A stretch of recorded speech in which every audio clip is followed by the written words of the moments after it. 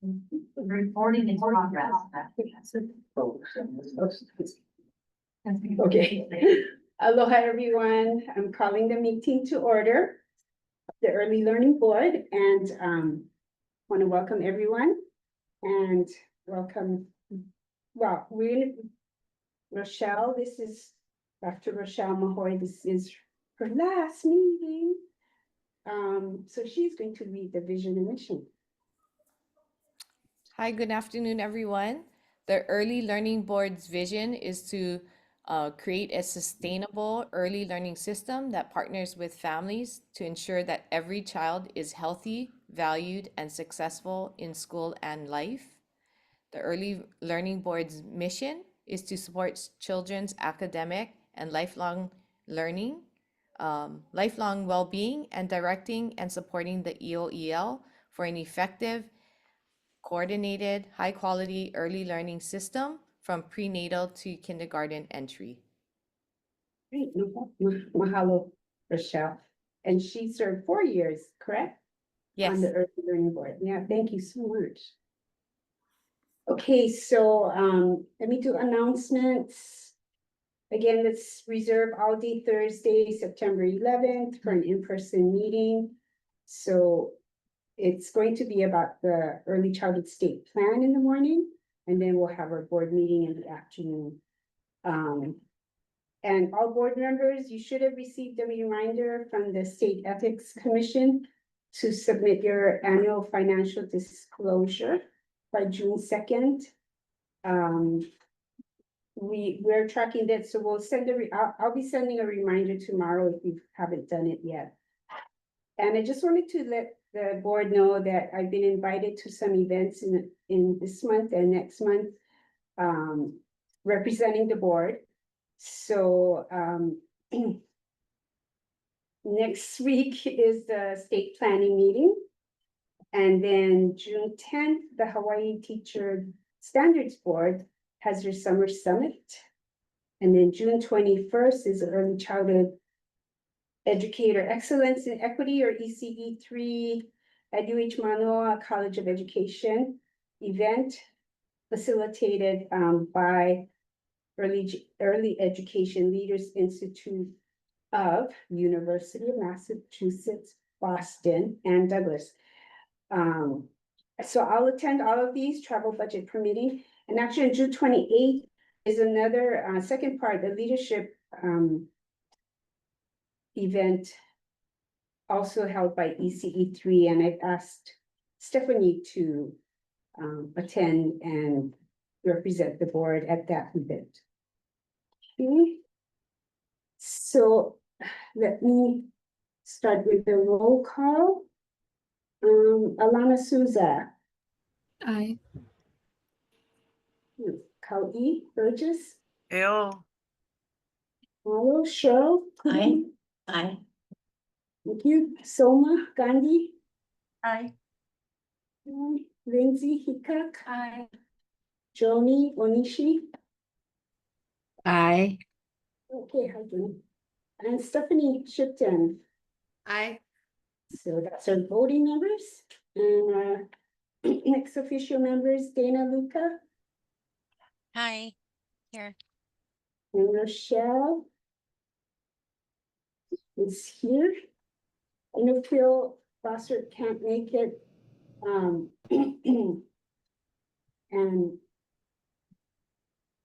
Deanna cannot make it either today. Napua, Rose Hill, Ew. Stephen Schatz.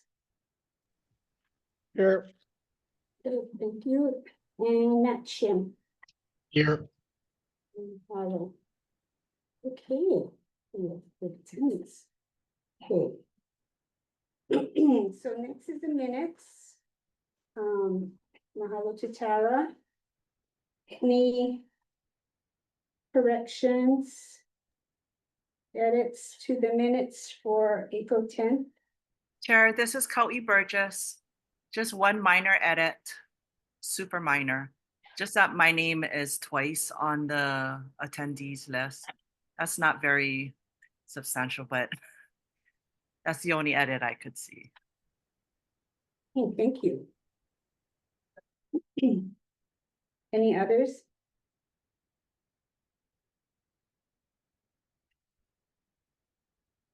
Not hearing any, I'll entertain a motion to accept the minutes with the correction.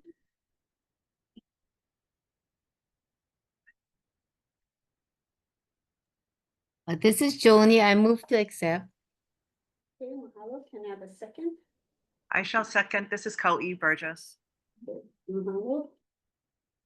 We have, the minutes.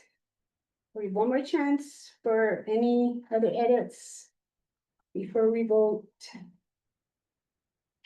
Okay, we're gonna vote, Alana Souza, Aye. Kau'i Burgess, Aye. Cheryl Pudiamat, Aye. Soma Gandhi.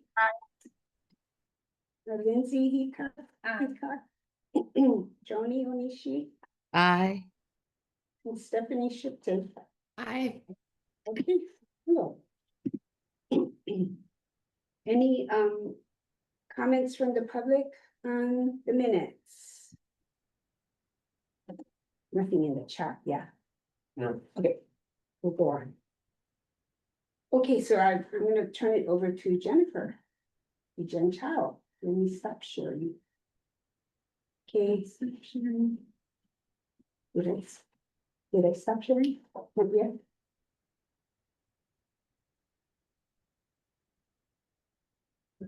Good afternoon, everyone. So this will be what I hope is gonna be our last legislative update for this year. Although we might have a special session pop up sometime between now and next January, but for now, this is kind of the wrap up summary of our progress at the legislature. They wrapped up their regular session for 2025 on Friday, May 2nd, which was as scheduled, so that's good. I know we've been speaking a little bit to give you folks an idea of the breadth and the volume of what goes through the process. So again, we started off with 3,000 bills introduced, over 2,000 bills introduced.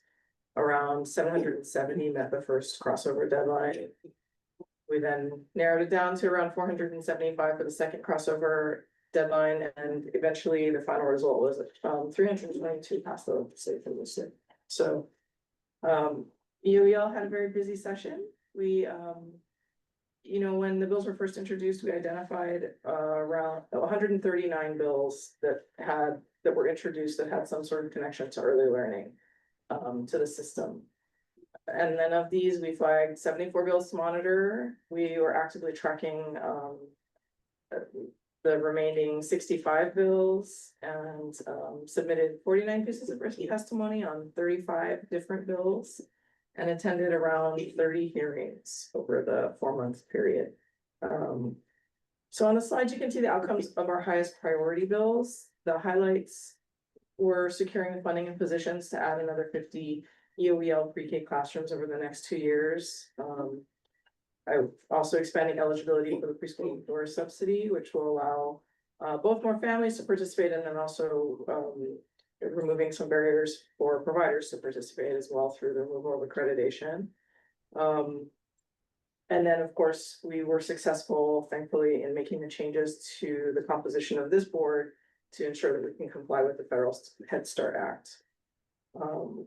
Since, it's rare to get everything you want in a year, the legislature, we did have a few disappointments this session. Maybe you can go to the next slide. We were not able to increase our budget for the FCIL contracts this year. And we also, I would also highlight that we were not successful at passing the bill introduced by Representative Garrett and spearheaded by the UH College of Education, UH Monroe College of Education, to establish a state early learning apprenticeship grant program. But, I think in addition to these very specific successes and challenges overall, I would note that I felt like the session was productive in making progress and building relationships with legislators. and educating more people about the work of our office and the breadth of the early learning system as a whole. So hopefully that will help carry us forward and we can continue to build on that momentum next year. Anybody have any questions? Any questions or comments from the board?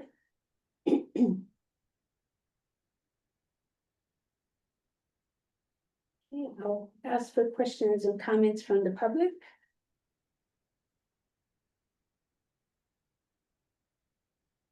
Okay, hearing none, let's go on to the next item, which is ELB EOEL updates.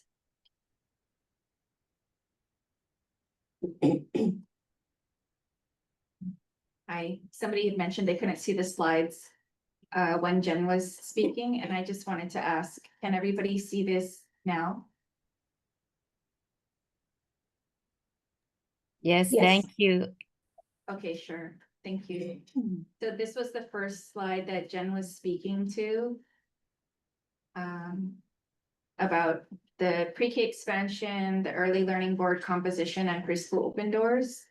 And this is the second slide that Jen was speaking to about our housekeeping measure, about the early childhood educator special fund. And the other ones that she had mentioned were things that did not pass this session.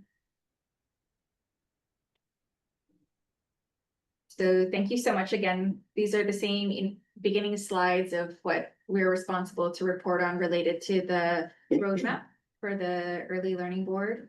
And so the first one is talking about workforce development and addressing the workforce development and support.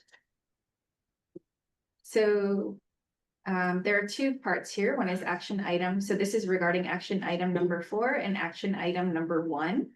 And I wanted to highlight that this is what's going to be happening at the next Childcare Advisory Committee.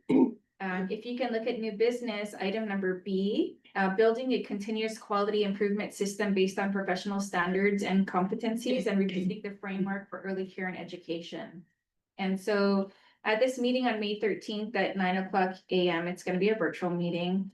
They're going to share about continuous quality improvement system based on the professional standards. They're going to explore how new state professional standards and competencies called Emalama Inakiki could replace the 2021 attitudes, skills, and knowledge core areas.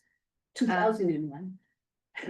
Oh, sorry, 2000, sorry. 2001. Oh, yeah. It's been the last word. Yeah. Yeah, it's been a while. To be Yeah. used for the voluntary part of the DHS registry, and to also gather insights from stakeholders regarding their awareness, use, and perception of the current career lattice framework, and talk about any gaps. And so we think that this is directly related to items in the roadmap, and so we wanted to bring that to your attention.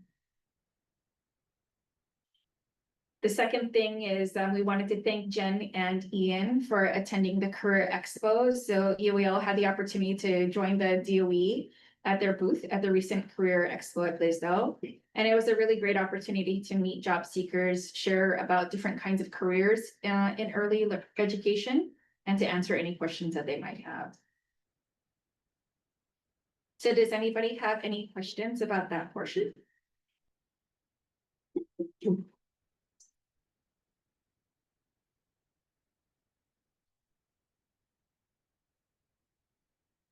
The second action item from the roadmap is regarding facilities. And so this is another report from another meeting. Let's see this. So this update comes from the School Facilities Authority meeting that was held on April 28th. One of the first things I'd like to point out is that Jan Iwase was elected as chair of the School Facilities Authority, and then Ling will speak to the rest of the updates that they had. So this is with Ling Tsuchiyama, institutional analyst with the EOEL. So the school, like Yuko mentioned, the School Facilities Authority had their board meeting on Tuesday, April 29, 2025. So this is taken from the report of the executive director of the SFA. So the SFA, as of April 2025, has determined that 25 of the 26 DOE classrooms that have been identified for EOL expansion are feasible for SFA action in terms of the renovation. And they are evaluating 2 additional sites with the EOL right now. So design work is ready for bidding on 14 classrooms to ensure that they're ready for residential beneficial occupancy. So the RBOD date of August 2025, but that basically means the occupancy and the room is ready and completed for use by August 2025. And the remaining 12 classrooms will be targeted for work for the following school year. So a completion date in 2026. And the award of contracts is targeted to begin this month. So as of their report in April, it was the next month. So major renovations is something that is beyond just the typical renovating the interior of the classroom. So this is a little bit more substantial than that. So there are 2 major items that are under work by the SFA right now. So the first one that's advancing towards design is on the island of Hawaii at Kealakehe High School. So that work on the design is 60% complete at this time, and they're targeting an award of construction in 2026. And the SFA's, the second major renovation work is designing 4 classrooms at Waialae Elementary Public Charter School. So 3 are in schedule for an occupancy date of August 2025. And the last classroom is scheduled for an occupancy date of August 2026, so next year. And then with the traditional new builds, that's substantial construction, so meaning a whole new facility or a whole new structure. So SFA is reporting that it is in the works of a funding agreement for a 4 classroom preschool on Department of Hawaiian Homeland's property. And there is an 8 classroom facility at the University of Hawaii at Manoa that's around 51% complete. So that is that graduate housing building that is right on Dole Street at the corner of Dole and Campus Road, I believe. So that is on its way. The delivery should be, I think it's expected to be completed by fall 2025. So that's the one that's going up there. So if you're driving by, you can see it coming up right now. So for prefabricated buildings, that is another substantial initiative of the School Facilities Authority right now. So they are exploring prefabricated hubs at various locations. So you can see the list on the slide and the various stages of design of where they're at with those things. So right now, the EOEL, SFA, DOE, and Hawaii Public Charter School Commission are also working on a renewal of a 4-way memorandum of agreement that is expected to be completed and executed as of June 2025. Does anybody have any questions around this facilities section? When we go back to the first slide, so it was about, so we have funding for 50 new classrooms, right, in the next 2 years. So do these, all of these together, do they add up to the 50, or we're not anywhere near that, or? Oh, okay. So the big push right now is to secure, the way that we work together is that schools have identified interest, then they have to go through this process of vetting through the Department of Education and the SFA. So right now, the 25 that we've identified to open potentially, all things go well this fall. A portion of them had to go through what they call as-built drawings. And so those had to be identified and secured and approved by October. And so that's why there's a portion that's going to be renovated and ready for this upcoming school year. And then there's another portion that will open with the furniture parts and all the other pieces, but be renovated in the following year because they did not pass all of those inspections before October.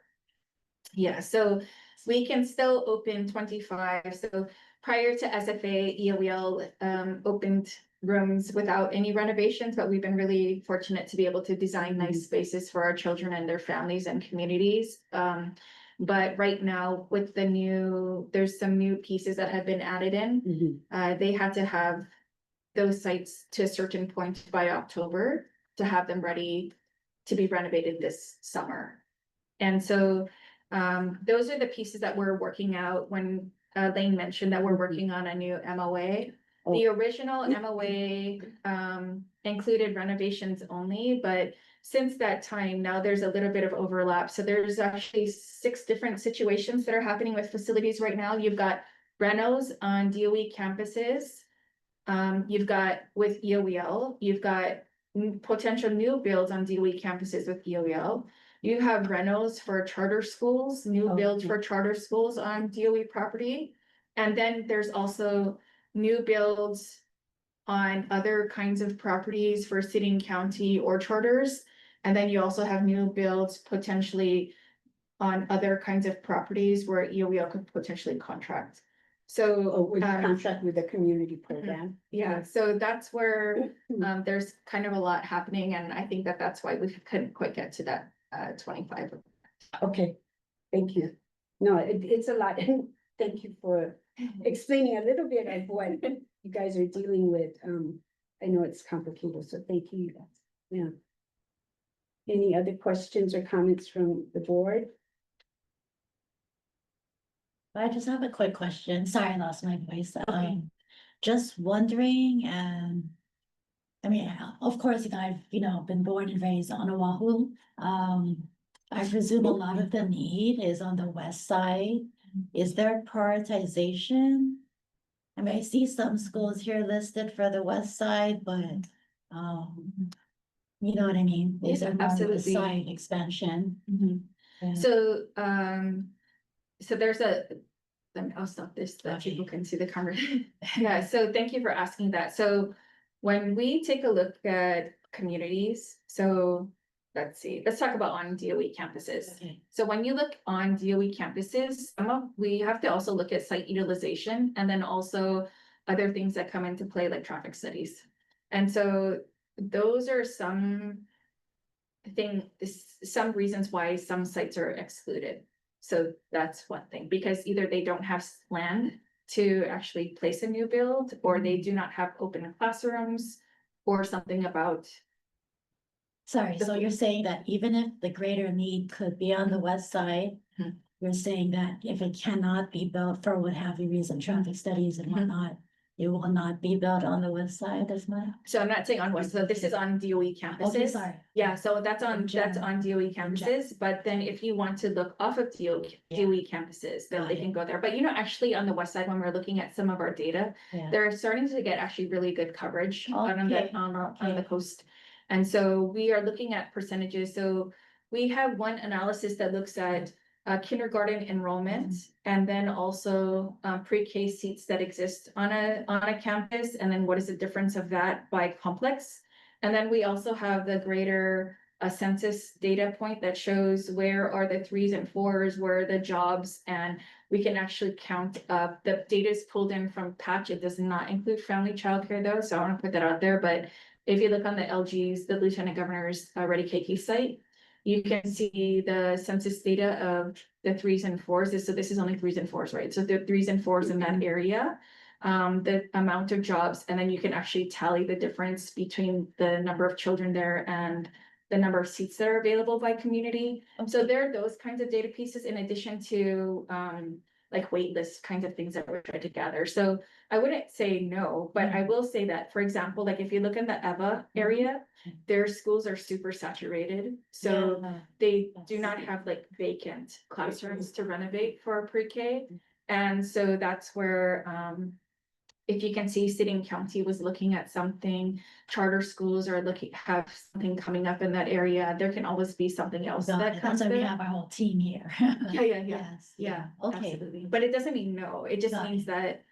that with the 4-way MOA, it's about things that are on DOE property. Got it. But it doesn't mean that there can't be something else. Okay, then, Yeah. thank you, sorry. No. Thank you. Thanks for asking.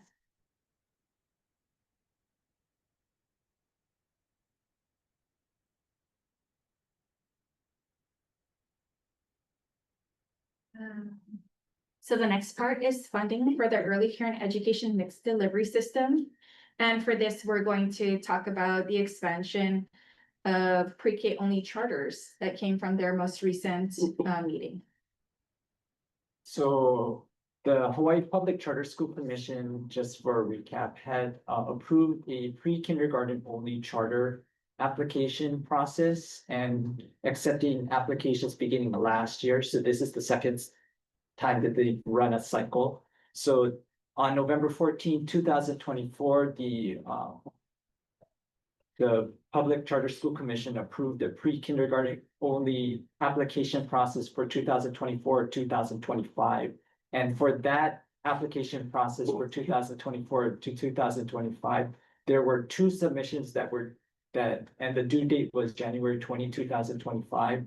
So the two applications that were submitted was for the Mauna Montessori Charter Lab School and the Waikiki Community Preschool. So I believe that if you go into the slides itself, that it's linked to the actual applications themselves. So if you want to take a look at the applications that were submitted and the information that was developed by the Charter School Commission in reviewing the applications. So on April 24, 2025, the Hawaii Public Charter School Commission acted to approve the evaluation recommendations that were made on the two applications, and only the Waikiki Community Preschool application has moved on to future work with the commission in the future.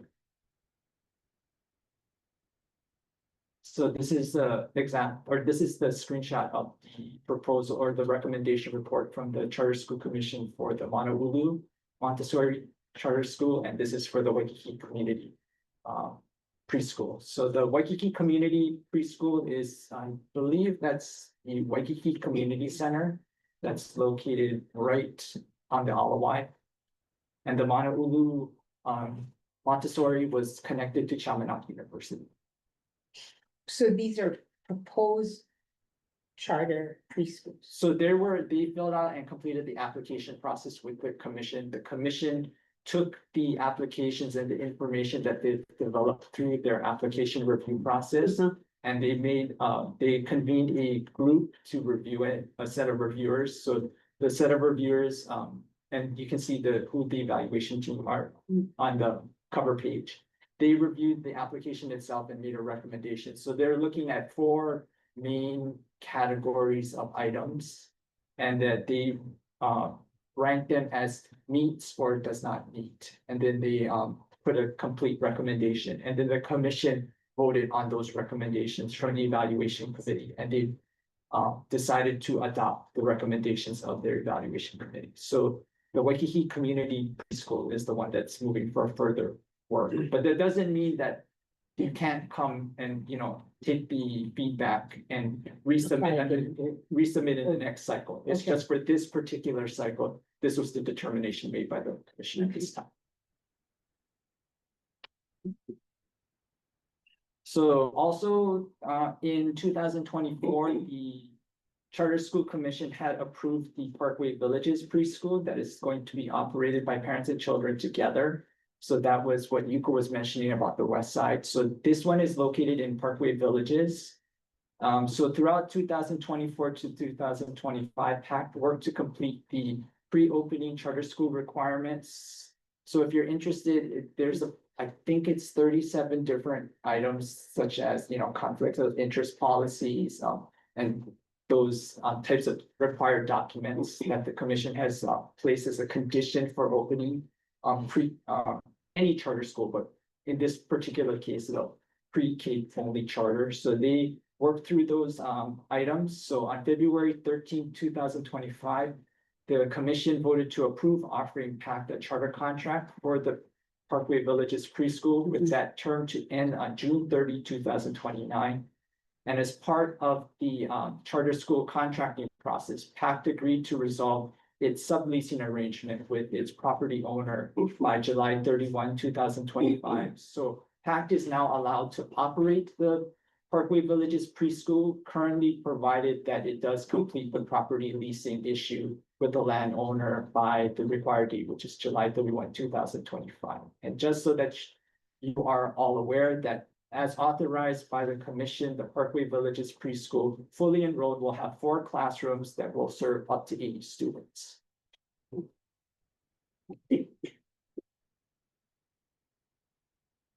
And this is just a picture of, so the top corner is what is available from the commission's website, so that's the blurb there. And the one in the lower right-hand corner, that's where the location is. So this is in the Parkway Villages workforce housing development for the city. So this particular preschool is a partnership between Kobayashi Group and the Kamehameha Schools.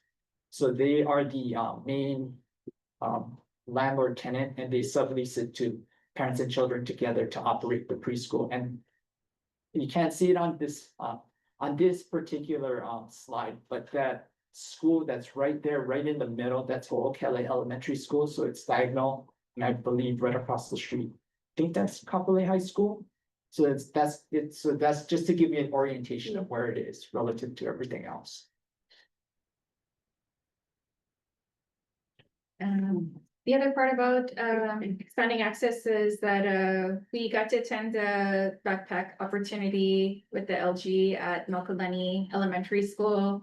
It was also Earth Day, and so that's Kaz Tajima in the middle. You could see our teacher and the vice principal and the principal there, and our educational assistant and our early learning state office teacher in the picture. And they opted to plant a kukui tree on Earth Day with the Lieutenant Governor. And does anybody have any questions about this portion?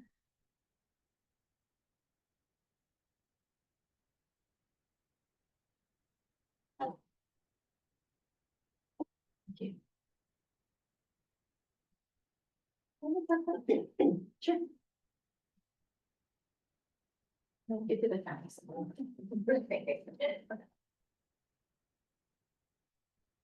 So we have had a couple of new faces around the office lately. This is Kelsey Ferguson. She's our new program specialist for the pre-K team. She joins us from the health insurance field, where she handled enrollments and terminations, as well as coordinated benefits with other insurers and conducted eligibility audits. She is from Lanai, and she is also a new mom, which is really great. And we're very excited to have her with us.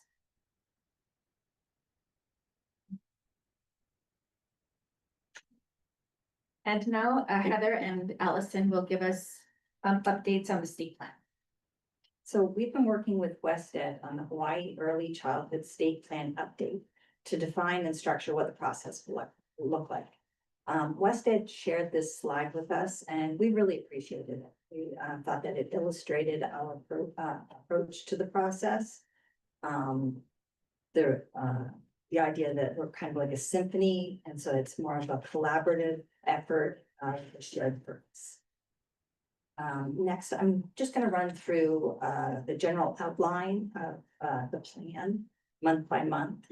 So in March, we held our 2-day in-person convening of early childhood stakeholders. They were able to review the current state plan building blocks and discuss the aspirations and concerns for the update. Their feedback was compiled and shared with the steering committee. In April, the steering committee met. They had the opportunity to walk through the building blocks and identify goals and actions that their department or agencies may already be engaged in. They also confirmed the building block goals and action priorities to share with the engagement forum. In May, next week, the Hawaii Early Childhood State Plan Community Engagement Forum will take place. It's going to be held over 2 days, and in a moment, Allison will go into further detail about it. The feedback that we collect from both days of the forum will be compiled and prepared for the building block committees. So coming up in June, the 5 building block committees will begin meeting. They will meet monthly until August, and they are being asked to set actionable and measurable goals. 2 goals for each of the blocks, 3 action priorities per goal, and then 3 to 5 key progress indicators per action priority. The building blocks committee's final work will be shared with the steering committee for comments. And then in September, this work will be shared with the early childhood stakeholders at a town hall, where they will have an opportunity to offer their feedback. After the town hall, the state plan will be reviewed by the steering committee a final time. So that's the general outline of the update, and I will turn it over to Allison so that she can share with our big event next week. Yeah, next slide.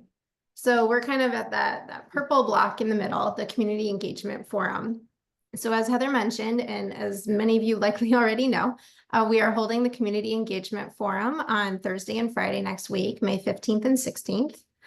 We've offered 2 different dates and times to encourage participation from as wide of a group as we can. The program will be the same on both days. We're just offering it twice. Invitations were sent out on Monday, April 28th. And we've been really intentional about ensuring representation across the early childhood spectrum so that all voices can be heard, including those on neighbor islands, as well as parent and family voices. To encourage that participation, there's been a travel reimbursement offered for those coming from neighbor islands, as well as a stipend for parents who are participating in a non-professional capacity. This morning, we began opening up additional seats to folks that wanted to bring a friend. Our current RSVP count as of about 1:15 this afternoon, we currently have 52 registered for Thursday's session and 40 people registered for Fridays, although I've been getting some email chimes, so there's likely a few more in there. We can do about 80 people per day, so we're making good progress on that.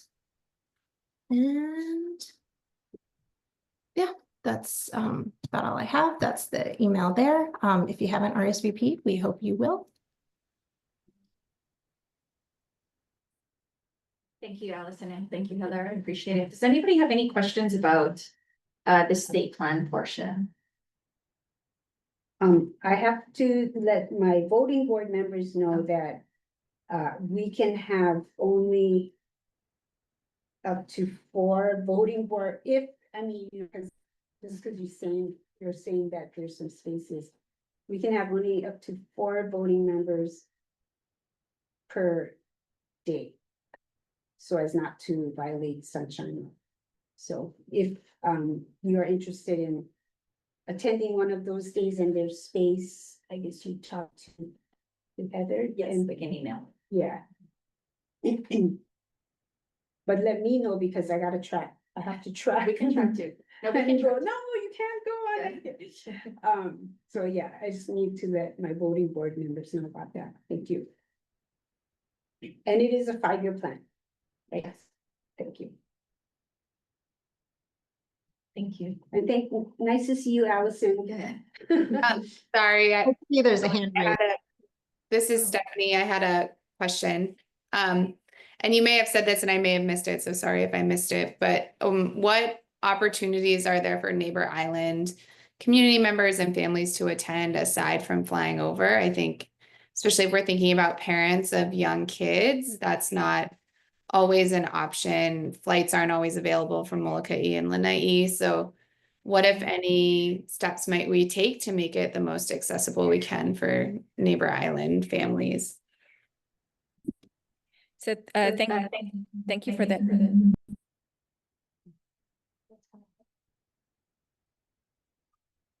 So thank you for your feedback. Thank you for your feedback. So this community engagement forum was designed to be in person. And so, but it's not the end of the opportunities for Neighbor Island to participate. Each of the building block, the people will still be invited and can still participate in the building block committees, and all of those will be virtual. And then we are looking to also have like an island hopping tour where we can also bring this out to each community like a few months before, even before the finalized process. So this is just one of the next steps of that first portion of the map that both Heather and Allison showed. But we do want to have the neighbor island representation as well. So just know that the building block committees are still going to be convening, and all of those will be virtual. Sorry, can I follow? Is it okay to follow up? I appreciate everything you all are doing. One thing I think the Board of Ed several years ago did well was they created a toolkit for community-based organizations, parents, and others to be able to host their own sort of mini feedback sessions on state plans. And so I'm wondering, you know, I think that sends a good signal to Neighbor Island folks that they aren't sort of an afterthought or will fit you in with the building blocks, which is not what I'm suggesting you all are how you're thinking about it. I know there are logistical challenges and I know the benefits and value of meeting in person over Zoom. But I'm just wondering if there might be opportunities to do some sort of decentralized data gathering. So that, for example, you might be able to even leverage the board members and have board members hosting feedback sessions across islands, or even nonprofits on other islands that are interested in this and have their own networks and parents who trust them and would come and meet with them.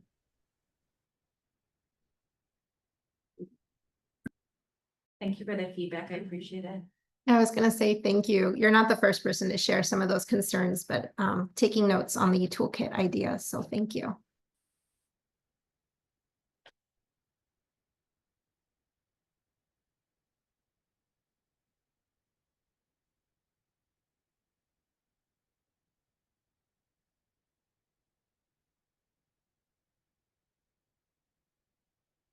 So we're going to move on to family support. And so, Ephraim, did you want to talk about this? We have the same shirt. Yeah, it's a shirt for big days. Yeah, just short and sweet. I got to go to Molokai and attend the Keiki Fest, which was a tremendous event. It's a great community event where everyone comes to hang out and meet one another and catch up on what's happening. But we had a lot of traction at the EOEL table, and we were able to give out some gifts to the children and talk about our pre-Ks on island and how to access both our Head Start and public pre-K classrooms. Yeah. Thank you. Thank you. And on the early learning side, if you did not hear about it or you were not able to see it, the NEAR, which is the National Institute for Early Education Research, published its state preschool yearbook. So this is the state of preschool yearbook, and you can see every single state as it's, I guess, as they are looked at closely. And so right now, Hawaii ranks 44th in access for 4-year-olds, and Hawaii ranks 31st in access for 3-year-olds.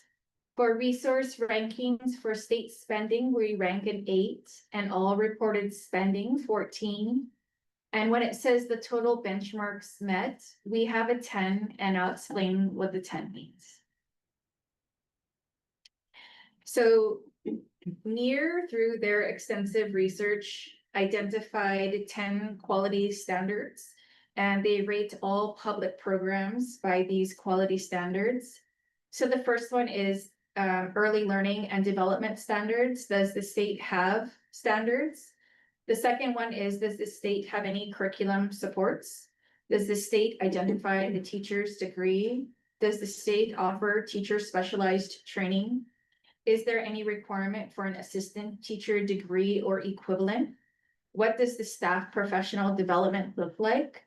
What is the maximum class size? So they say the maximum class size should be 20 and staff to child ratio 1:10. What kind of screenings and referrals are available? And what does their continuous quality improvement system look like? And it doesn't have to actually be like what people may have defined as a QRIS system, but that they have an identifiable continuous quality improvement system.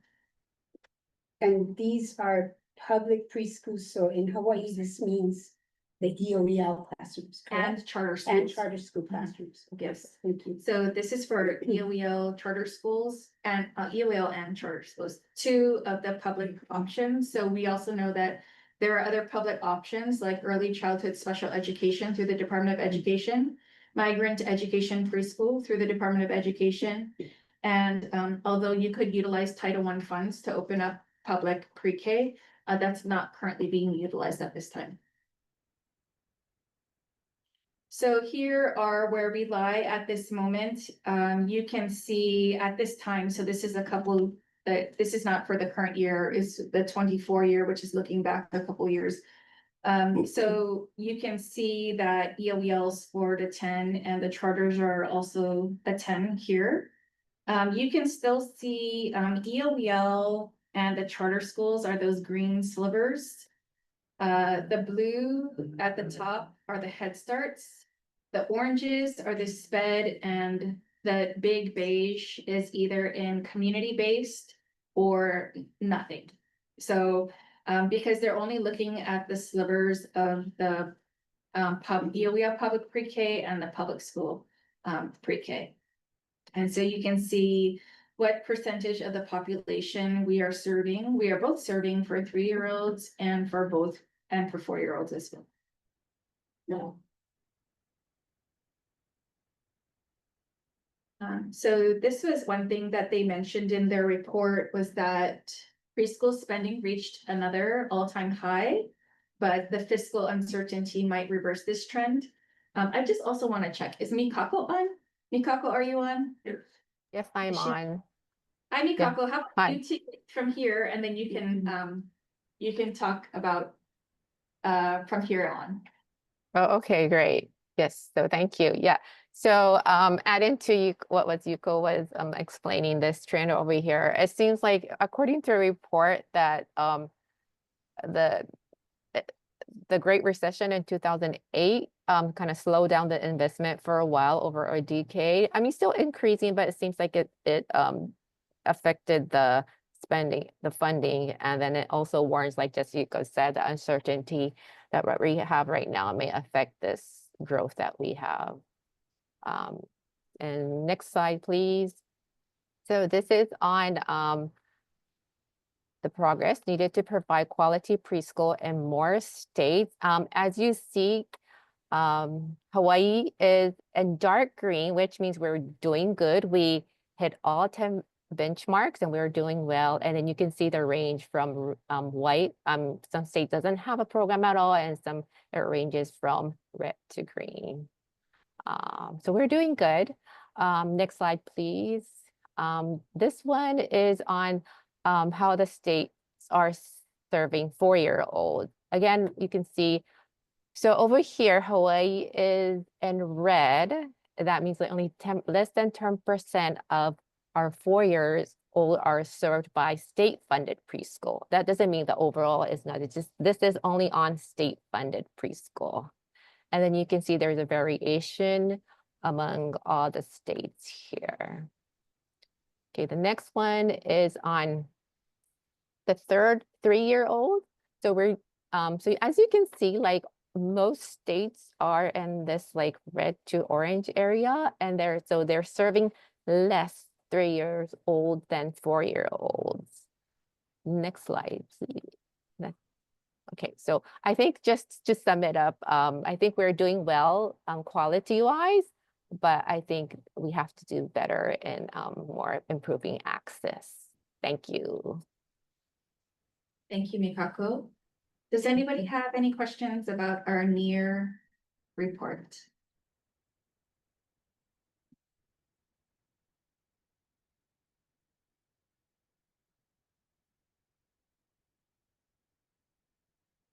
Brilliant.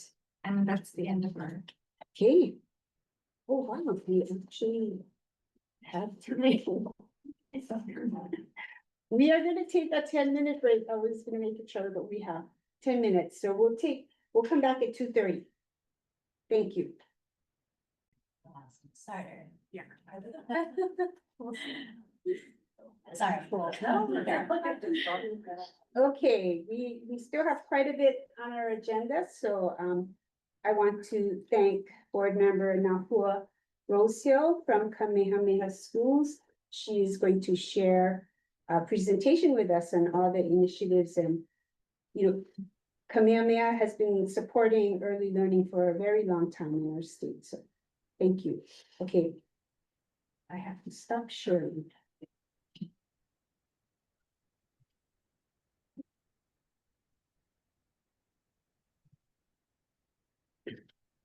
Can you see my screen?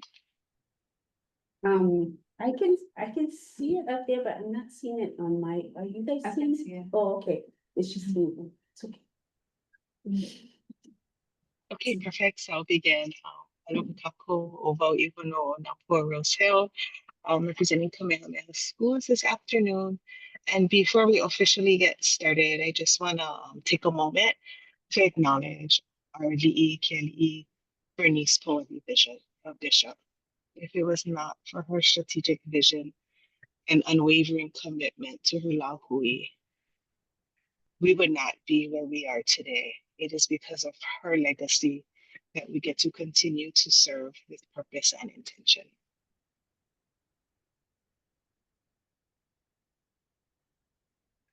And before we begin as well, I want to share a little bit about our identity. At Kamehameha Schools, Eola is our identity. Eola is our compass, grounding all our decisions and actions, with the root of it being Ike of our kupuna.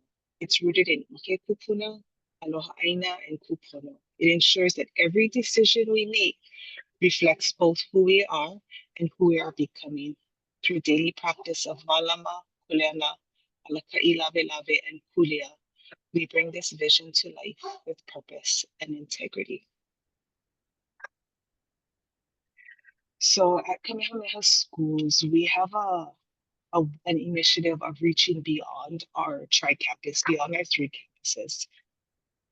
And it's really how we extend our work into the community so we can reach and support Native Hawaiian learners statewide, wherever they are. It's called KS Kaioi. It connects Pauahi's vision to the community. It's really about empowering our lahui by ensuring that learners have culturally grounded, accessible pathways to thrive. And it focuses in 4 key areas: access to early learning, aloha aina, college and career development, and OEV leadership. Really, this is what I like to call from twinkle to wrinkle. We really want to encapsulate Native Hawaiian families from when a Kiki is born all the way up until they become Makua and Kupuna. So this afternoon, we're going to be talking about our strategic priorities for early learning. We have 2 main strategic focuses for early learning that really focus on nurturing Native Hawaiian keiki and empowering ohana. We are focused on protecting educational opportunities and stabilizing the industry. Under protecting educational opportunities, our focus area in this strategy is really grounded in the ELB framework. By investing in cultural relevance, intergenerational learning, holistic support, and ohana well-being, we're creating learning environments where families are empowered to lead, grow, thrive. So on this slide, you're going to see just some of the programs that we support. And these are, and you'll see, like for instance, number 1, we have cultural relevance and integration. And under there, I've classified that as our FCIO program, Ahapuna Naleo, as well as our Ho'ala support. So these are classifications that we did as Kamehameha Schools. It's not necessarily what our partners see themselves as. And it does not in no means mean to put them in a box. But when we look at programming, we try to look at it in a holistic way and not just one specific box they lie in, but how they kind of branch across the system. And so under protecting educational opportunities, we invest heavily in FCIL programming. We firmly believe that thriving keiki begin with thriving ohana. And our FCIL partnerships are really guided by the values of Malama, Kuleana, and Ike Kupuna. I believe it was last month we had our FCIL program share, and we know that they are grounded in Ike Hawaii, Hawaiian culture-based education, and they do something that's very challenging. They teach Makua and Keiki simultaneously. Sometimes when you're in a preschool and a challenging behavior arises, you have the ability to help the keiki work through that challenging behavior and problem solve. But our FCILs, they do it both simultaneously. Keiki, they have to make each makua feel good. After they solve the problem for the keiki, they go back and they have to explain to the parents the theory behind how they help the child understand and how the makua came to it at home. And so for Kamehameha schools, as well as myself personally, this is how we can create strong keiki as well as thriving ohana. So when we have challenges at our workplace, may it be in home or in preschools, our keiki and our makua are vocal.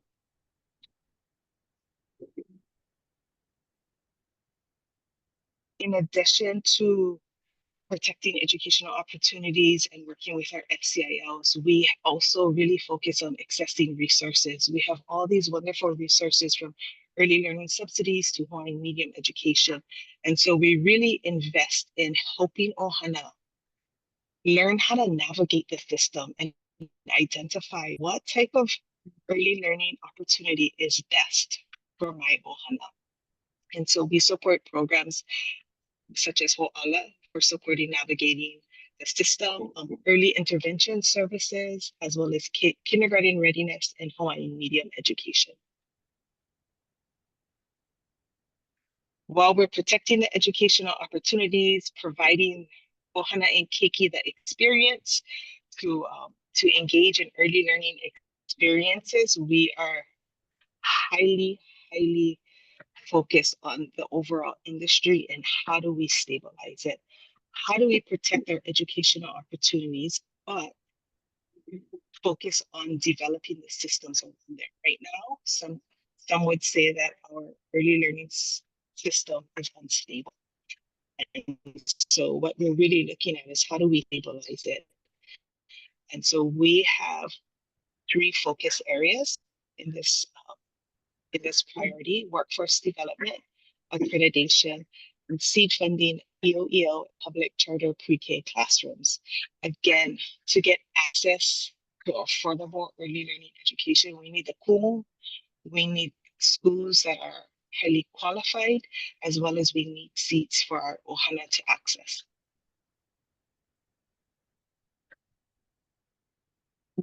We believe that sustainability in early learning is not just about funding, it's about justice and equity and kulana to our lahui.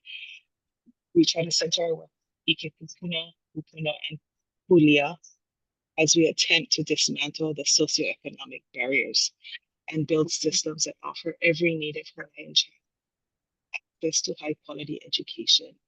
And so we really mahalo and work closely with all of our partners.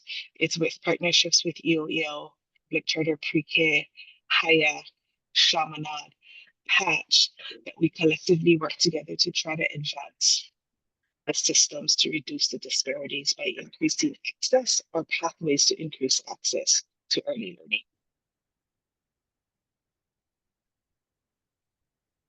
And so in our workforce development, these are just 3 ways that we support developing our workforce. We want to take every interested early learning professional where they are and support and build them up to the capacity that they want to be built up to.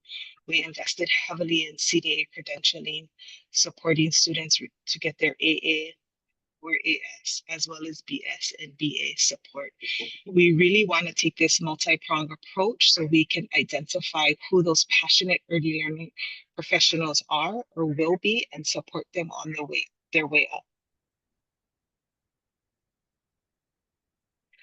While we're building up the workforce, we're also trying to secure facilities and look for qualified kumu so we can increase access to preschool education. So really the stabilizing of the industry strategy is looking at the whole system, taking a step back and trying to almost anticipate where is a future gap going to be and how can we start to address the future gap before it happens. One example is the Mu'o Scholarship. Before the Mu'o Scholarship was launched, it was actually about 2 to 3 years in the making to work that partnership, just so it can be makoko and ready to almost be ahead of the teacher shortage. We weren't quite ahead of the game, but at least now we have a program that will provide 150 interested early learning professionals the ability to access post-secondary education with minimum out-of-pocket expenses. And that is pretty much all we do in a nutshell. Does anybody have any questions?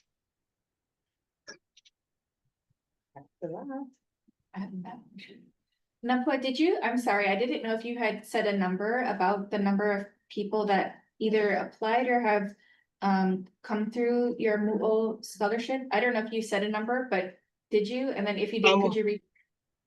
So we are going to be going into our third cohort, which is going to be 150. So each year, Chaminade has the ability to pull in 50 students. So this year, once they finalize, we will be at 150 educators.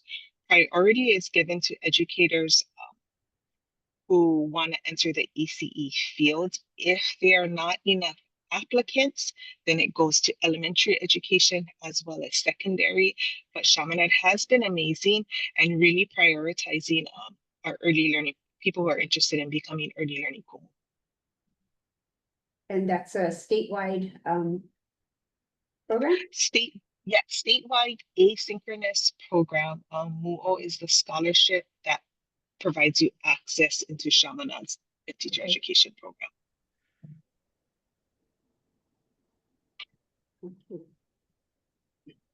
Aloha e Napua o Kauikeia. On your last slide, it says a tri-party partnership. Yeah, we have a tri-party partnership with the Department of Education and EOEL, Kamehameha Schools. And what that really does is that it establishes seed funding for any classroom that's interested in becoming an EOEL preschool. We go into conversation with the principal of the school. They express interest. We check in with them. Do you guys have a space? Do you have a kumu? What kind of support do you need? We provide them funding for up to 2 years, as well as classroom startup funds. While we're doing that, we are communicating with EOEL. Hey, I have Napua DOE campus who is ready. This is what we need. These are the types of conversations that we're having. Can you let me know when the application comes out? Because I want to help this principal complete the application. By no means does seed funding grant the DOE school top of the list access into the becoming an EOEL classroom. But what we have seen is that we've had 2 or 3 schools that needed to go 2 rounds, but the schools are Makoko. So when they transition into EOEL, it's a little easier. They already have student recruitment. They typically have a teacher as well as a teacher's aide. So the classroom is almost Makoko to just hand over. In the past, we operated on the biennium, but since Ready Keiki has been implemented, it has almost been a fast track. And so Yuko and I, we kind of work closely. Like I'll say, hey, I'm working with Napua School. Have you heard from the principal yet? If not, let's have a meeting and talk stories so we can put everybody in the same room to make sure we're on the same page. And then typically once the DOE principal starts talking with EOEL, then I step out and it's more of their conversation together. Mahalo.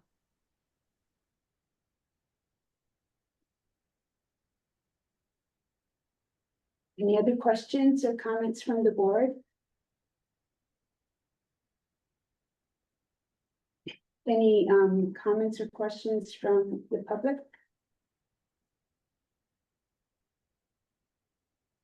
Okay, seeing none in the chat, we're gonna go, thank mahalo, Napua. I mean, just from today's meeting, there's so much just so far, a lot is happening and we have a lot to track. UEL has a lot to track. So mahalo, we're going on to the next item, which is, I'm gonna turn it over to Yuko again, lessons learned from expansion of EOEL classrooms. And this agenda item arose from comments received from the public at the last meeting. Yeah. Hi, everybody. So for this portion, we have our 2 EOEL public pre-K leads, Caitlin and Ku'ule, who will be jumping in just briefly, but I wanted to just first share how, express like a lot of gratitude to our pre-K team. Because this expansion, you know, it comes as a result of Act 46. And for the board's, I guess, awareness, the first marker is 2027, which is at the end of this current biennium. And so by 2027, Hawaii was charged to create enough seats to fill 50% of the existing vacancy. And by 2032, for all of us to fill 100% of the current vacancy. So while there's been a lot of emphasis on EOEL public pre-K expansion, you could see from the NEAR report that there's still a lot of need to be filled. And we have also been supporting other efforts like trying to expand FCIL programs and also trying to support preschool open doors subsidy. And so there's a lot of effort that's been underway, but the lift of trying to open 55 new schools and classrooms in 2 years, and now 50 new classrooms in the next 2 years is a really, really big lift. It includes tons of coordination with the Department in general of Education in general, every CAS, every single principal, school facilities authority, the furniture delivery folks, the ordering of the materials and supplies, the onboarding of all of these folks so that they understand the application process, the creating of new online application system. It's a pretty heavy lift, and without the support of our public pre-K team and also everybody else in the office, that's the only way we have ever been able to do it, is because everybody is helping and doing a lot of work. So I want to send great appreciation out to my team for that. And so I would like to turn it over to Caitlin and Ku'ulei, who are going to reflect on the questions that were posed at the last board meeting, and then maybe share some additional pieces. Great, thank you. Hi, everyone. Caitlin Llewellyn, Education Specialist for the Executive Office on Early Learning. So Yuko alluded to this just a second ago, and I'm gonna just share one slide I have to highlight what I wanted to speak to today.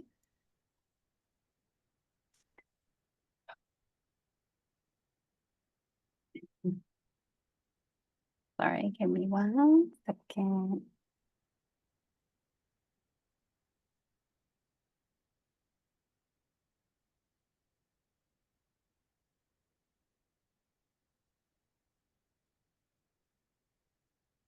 Okay, so as Yuko highlighted,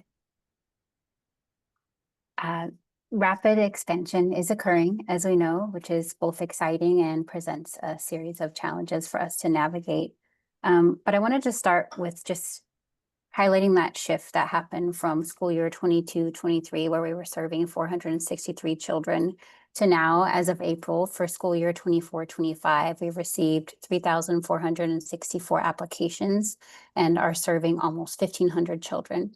And then already for school year 25-26, within these last 2 months that the application period has been open, we've received over 1,500 applications over these last 2 months. And so I think this speaks to the need and desire of families for this expansion that we're going through. So with that, I want to just speak to some of those lessons we are learning along the way, as well as some of the adjustments we're in the process of making in response to these lessons. So I'm going to talk through preparing schools to open, the implications and impact of opening EOEL on other early childhood programs, as well as teacher qualifications and serving 3-year-olds. So one pivot we've made to adjust to this faster expansion is the nature of our induction series, which is a 4-day series designed to support new schools opening the following year. We've learned that gathering school teams at the same time can be difficult, and so now we're conducting multiple induction session offerings to accommodate the wide range of school team schedules and increase participation. This series covers expectations to build a high-quality program and anticipation of how we partner with folks at each school through professional learning support and collaborative work sessions.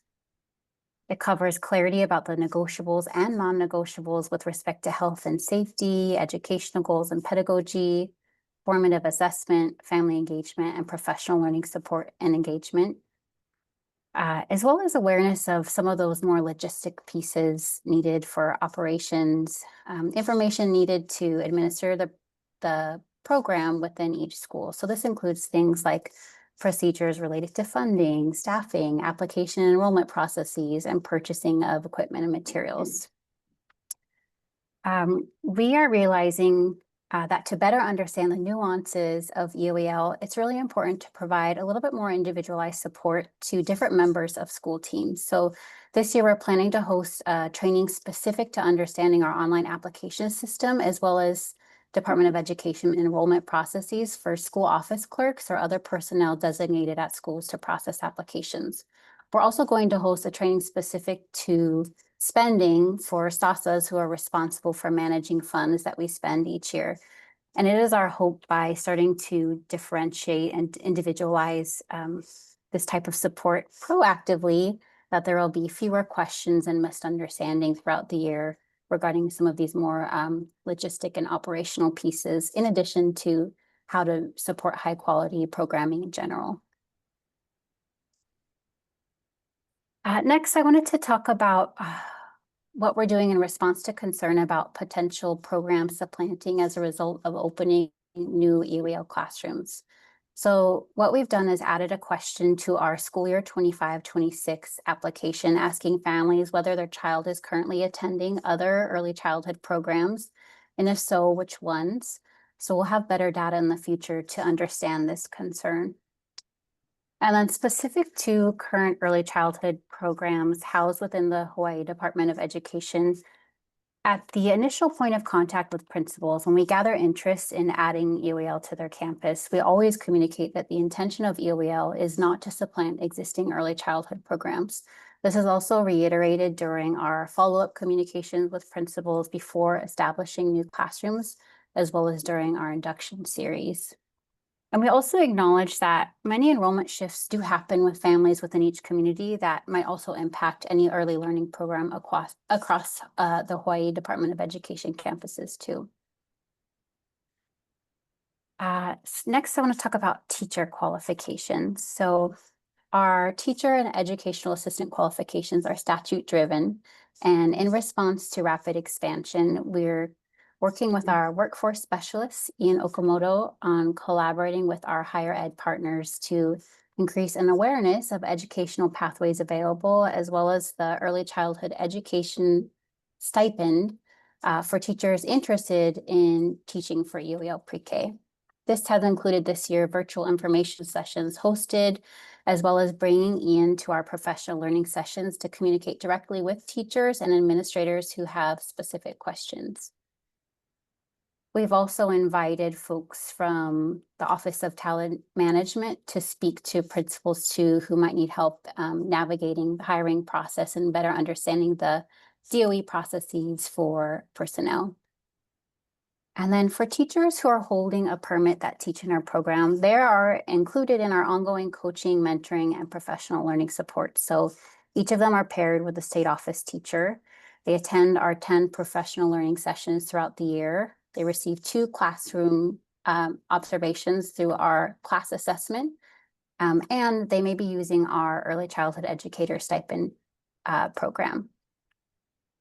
I did want to note that some folks who hold a permit already do have a degree in early childhood, but are working towards teaching licensure requirements. So an example of this is a current educational assistant who actually holds a master's in early childhood, but not a teaching license yet. And so in these cases, we make sure they understand the necessary path forward by connecting them with Ian, our workforce specialist.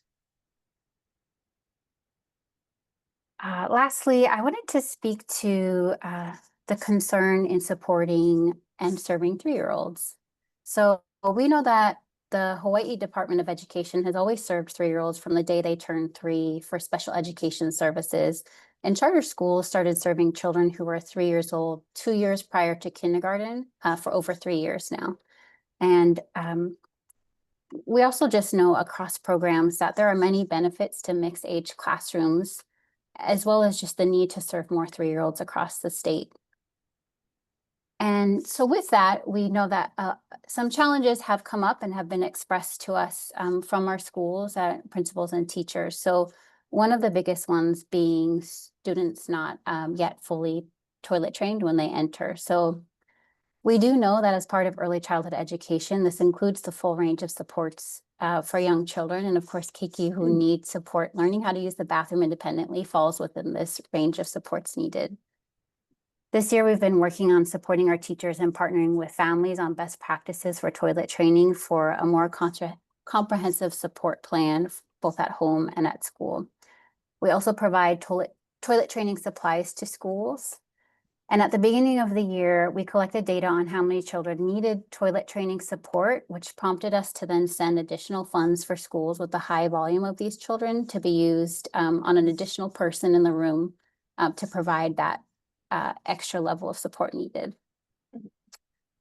And what was interesting, I wanted to make a note of, is that in this data collection process, we noticed that it wasn't just the 3-year-olds who are in need of toilet training, it's also our 4-year-olds. Another need expressed by schools regarding serving 3-year-olds was learning more about the differentiation for the ranges of ages served in an EOEL classroom. So I think a strength of our approach is that we design our curriculum and instruction based on the developmental needs and interests of our children. And it's done in a really child-centered way. So our approach, the intent of this approach is to meet children where they're at, whether they're a 3-year-old or a 4-year-old, depending on their development. So more specifically, we have been and will continue to provide professional learning support and coaching and mentoring on this approach. But more specifically, this year, our professional learning community series focused on positive behavior supports.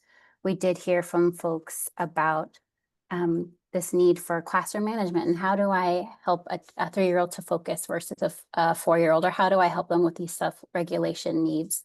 And so our professional learning community series included an analysis of those social emotional needs and standards for children depending on their age and development.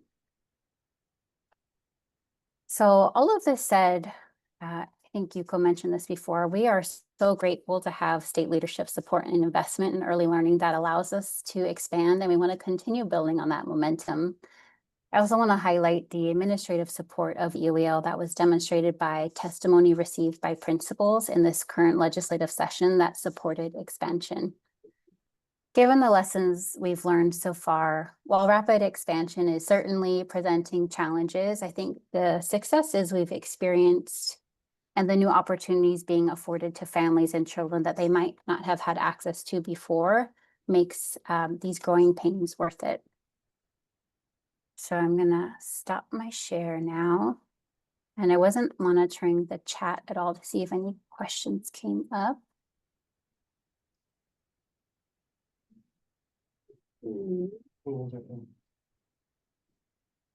Stephanie? Caitlin, thank you so much for giving us kind of a rundown on everything and the lessons learned so far. I always appreciate that time to step and reflect. You had mentioned in considering further review of the impact on other pre-care and care providing organizations, and you mentioned student data. I'm wondering if teacher data are at all on your radar. So how many teachers may or may not be coming from community-based or other programs and moving over to EOEL classrooms? Sorry, I'm just taking notes. I think that's definitely a conversation I want to loop Ian in on how we might collect data and get a little bit more insight onto the impact of the workforce as well. Thank you for that recommendation.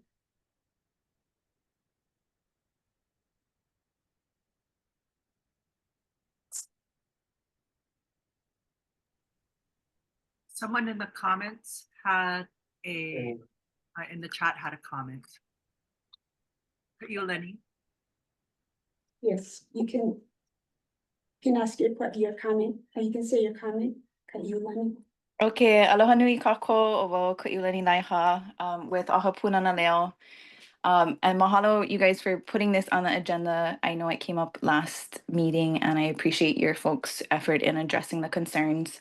Um, just a couple of things. Mahalo, Stephanie, for bringing that data point up about the staffing. I think that's very, very important. We already have that shortage happening. So figuring out a way to address that would be great. And then Caitlin, your description of what you guys are, I guess, identifying as ways to gather information on how the impact is presenting itself in the community. I appreciate the brainstorm on that.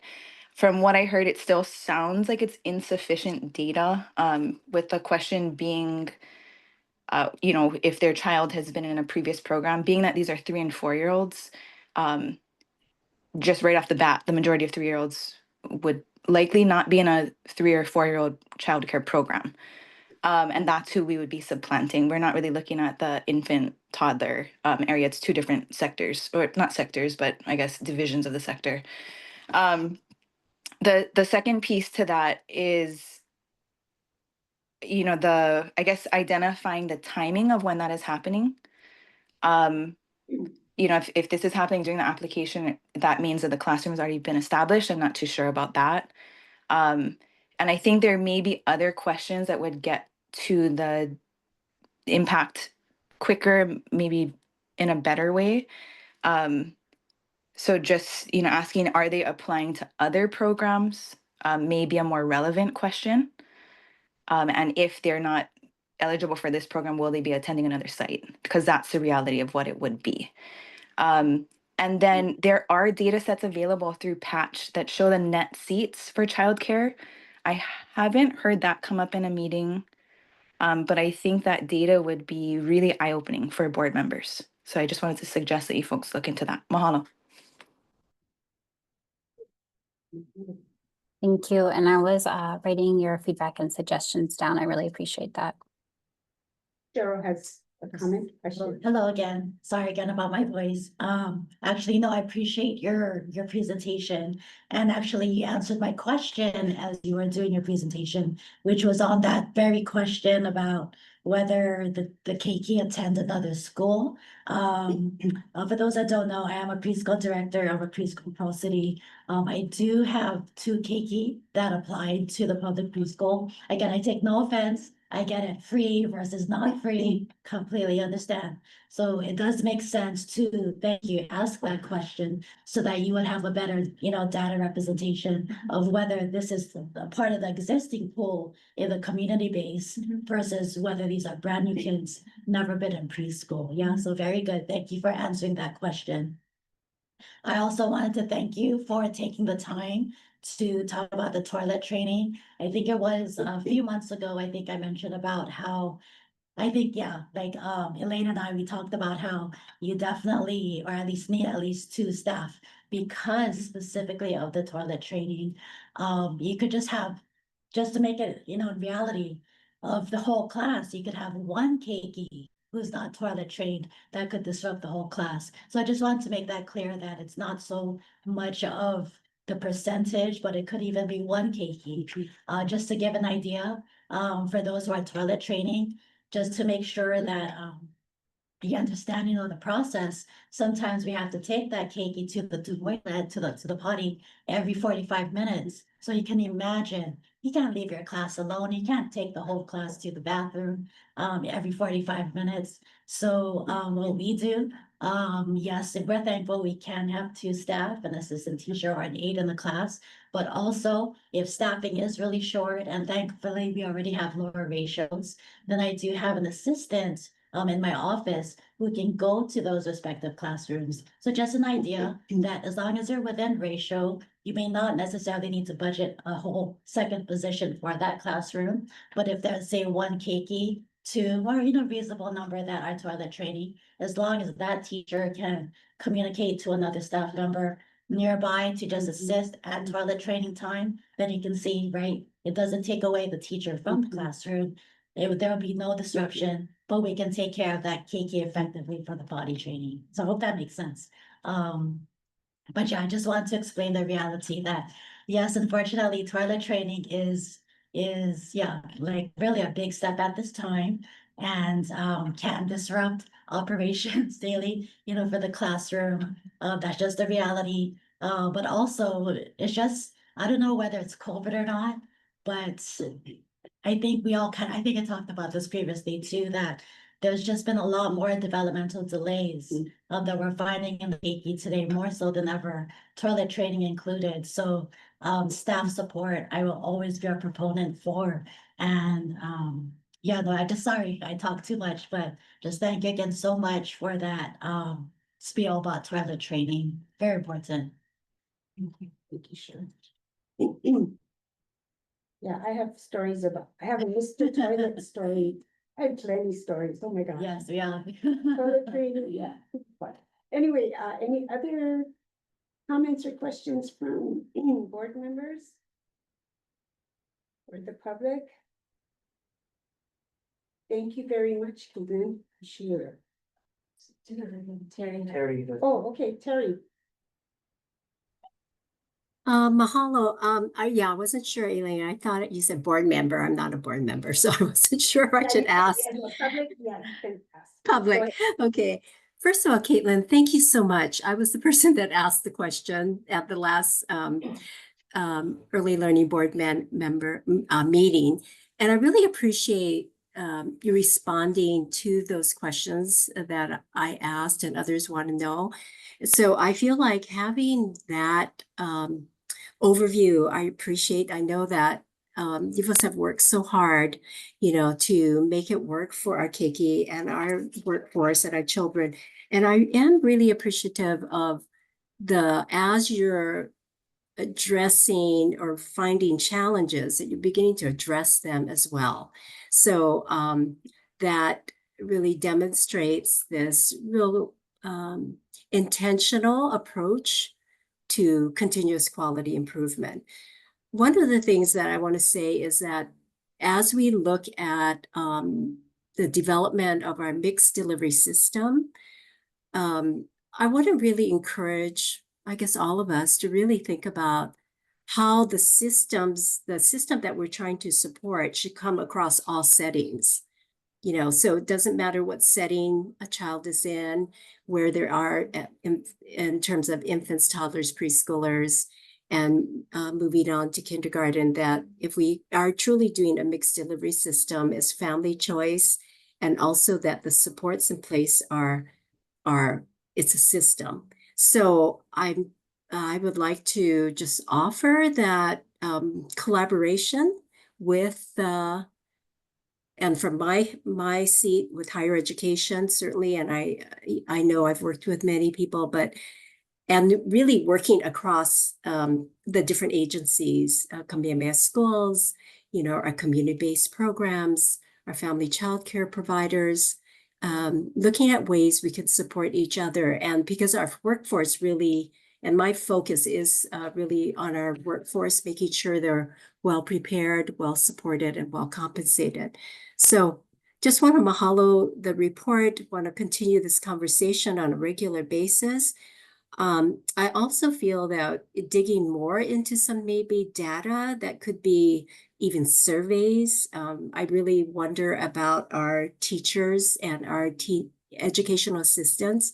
And if we do an annual survey about how they're faring, their own learning, and also their own well-being. I know our well-being of our workforce is ultimate nowadays, and we have to be concerned about that. So just, yeah, so those are my comments for today, and certainly want to stay in touch. Mahalo.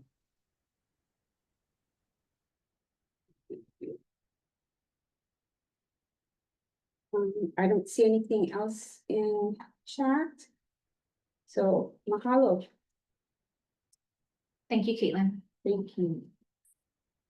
I'm going to go back to our next item. I'm going to turn it over to Dr. Matt Shim. We're going to look at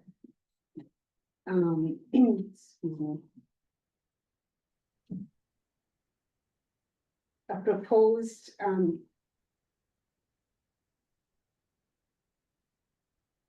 memo format for voting items. So Matt, go ahead. Good afternoon, everybody. Special thank you to the Stephanie? subcommittee, the subcommittee for reviewing this, and especially to Stephanie Shipton, who joined the governance subcommittee and provided the initial template that we reviewed that we'll discuss today. I can share my screen.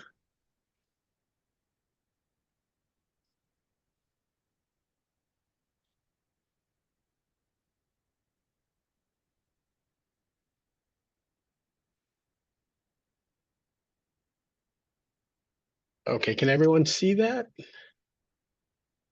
Yes. Okay, I want to make sure I'm sharing the correct screen, that's all. Okay, so this is a recommended change to operating procedures. This is not a policy. Stephanie recommended that we have a more robust and defined template for bringing action items to the board. And although I think previously we've had complete, open, transparent information, this template actually provides not only board members or other members of the early learning community, but also any public members who want to present any action items to the board.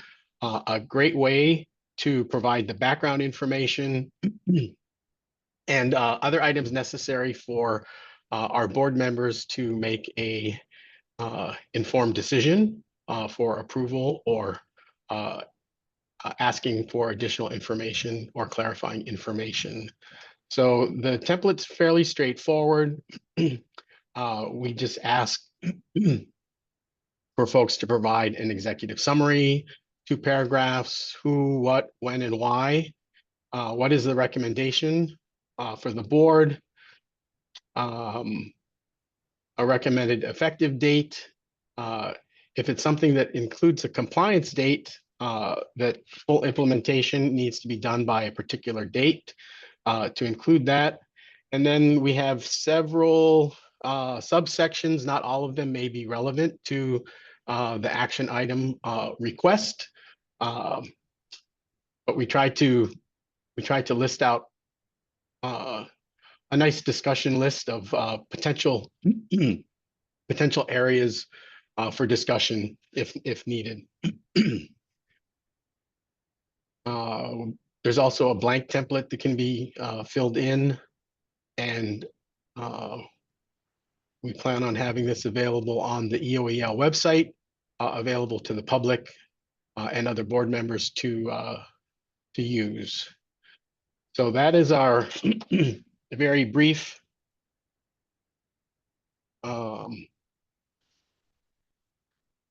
overview, and I will stop sharing and open it up for board members for any discussion or questions that you may have.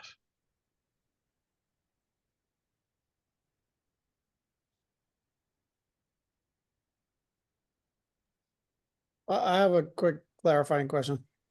So this is Steve Schatz. Thanks, Matt, for putting this together. I think it's good to have a process in place. I think I know the answer, but I just wanted to clarify. Is it that the memo, the decision memos, or this memo would come from committees or any individual on the board at any time? It can come from committees. So if the committee wants to bring something, ideally, most of the work is being done within the committee. Yeah. However, not all the board members are in all of the different committees, and so this will help provide the transparency and the kind of the context for the request, and hopefully it would streamline, we hope it would streamline the actual approval process and take up maybe a little less time at the board. Yep. No, I Because like the it. Yeah. because the information's presented already. Hopefully it can be reviewed beforehand. Board members would formulate questions as part of the discussion for the approval process. So, but it can be used by anybody. So not only the committee, other board members who want to provide or recommend action items, but also the public who want to present action items to the board. Thank you.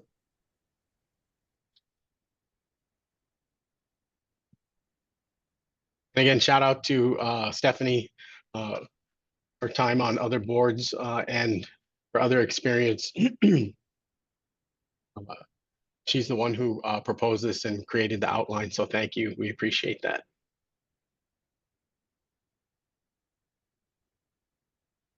Anybody in the room have any questions? I don't see anything else in the chat and no other hands up. Looks good. All right. Well, thank you very much. Thank you. So we'll get that posted, and thank you to Governance Committee and to Stephanie for that. Thank you. Okay, so next thing is, I gotta go back to my slides so I make sure that I'm seeing the right thing. Okay, so we have some ex officio board member changes.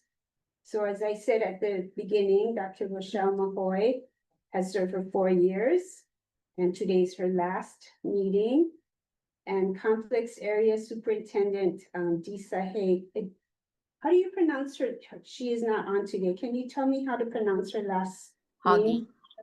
Disa Hagi from Nanakuli Waianae Complex Area. Okay, so she will be the new DOE representative. So she'll be here next month. And then Dr. Phil Bossert is retiring on June 30th, and he'll be here next month. And his replacement as Executive Director of Hawaii Association of Independent Schools is Deanna Dolier. And so she will join us on July 1st. And thanks to, this refers to back to the legislative session. And since the act passed, once it's either signed by the governor, or it can go, if he doesn't choose to sign it, it goes into effect, I believe, July 1st. Without signature, yeah. So, No, it'd be fun. right, but if he doesn't sign it, then July 9th. July 9th, okay. So, the bill language is upon approval, it's effective upon approval. So when it's approved, Ephraim will be who is our Head Start Collaboration Director, will be an ex officio member. And then Naki, who is Head Start Association President, we anticipate July 1st, but maybe it'll be for August meeting. So we'll see. But thank you, and really appreciate the work of Yuko and Jen throughout the session. And thank you very much. Any comments or questions from board members? Any comments or questions from the public? Nope. Okay. Okay. I am going to ask, well, let me explain, and then I'll ask Ephraim to come and share his information. So as you may have heard, federally funded Head Start and Early Head Start programs serve many 2,448 keiki across Hawaii. And for me, as when I worked at Maui College, I retired from there in 2019, but we have had a partnership and it continues with Head Start on campus. So I've worked with Head Start and been in the classroom for many years, and it just breaks my heart to think that anybody would want to cut this program. And I really feel I would like to get support from the board or approval from the board to write a letter of support as the early learning board. So this is what I'll let Ephraim share his information, his presentation. All right, thank you, Chair. I appreciate that. And board members, members of the community for giving me an opportunity to share with you a little bit about Head Start. So let me go ahead and get my screen share here.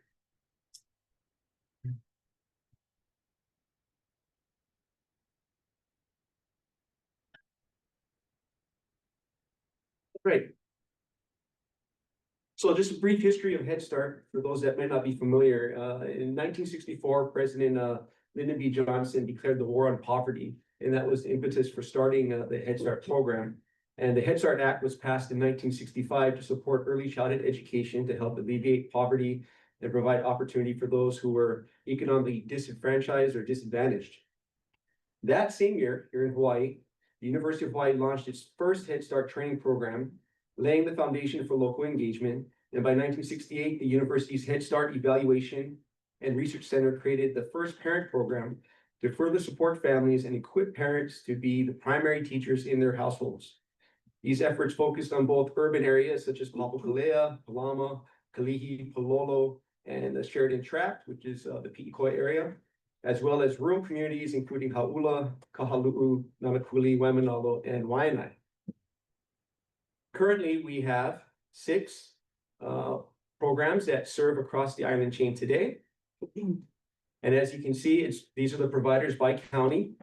We cover the entire state of Hawaii, and our programs are doing an excellent job reaching out to the community through needs assessments and providing with the community and the children and the families with needed comprehensive services.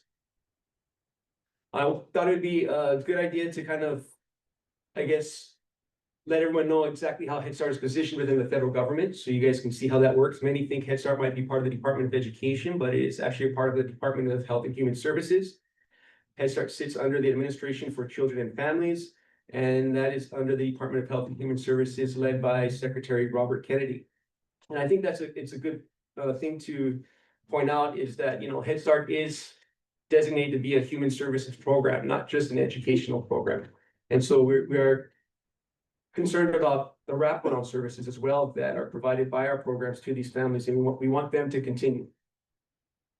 Currently, there's been a regional Head Start realignment that's taking place. This was just released a week and a half ago of what the new alignment will look like. Hawaii will be part of the Office of Head Start West region. That includes 13 states, along with our Outer Pacific Island communities who also meet with the Head Start Association of Hawaii. And what the regional offices do is they provide technical support, monitoring, compliance, quality controls, and grant management, fiscal services, and things of that sort. Currently, Head Start has 1,745 Head Start students and 703 early Head Start students, with a total of 2,448 students being served and their families across the state of Hawaii. And this data is taken from the recent NEAR report that was touched on earlier today.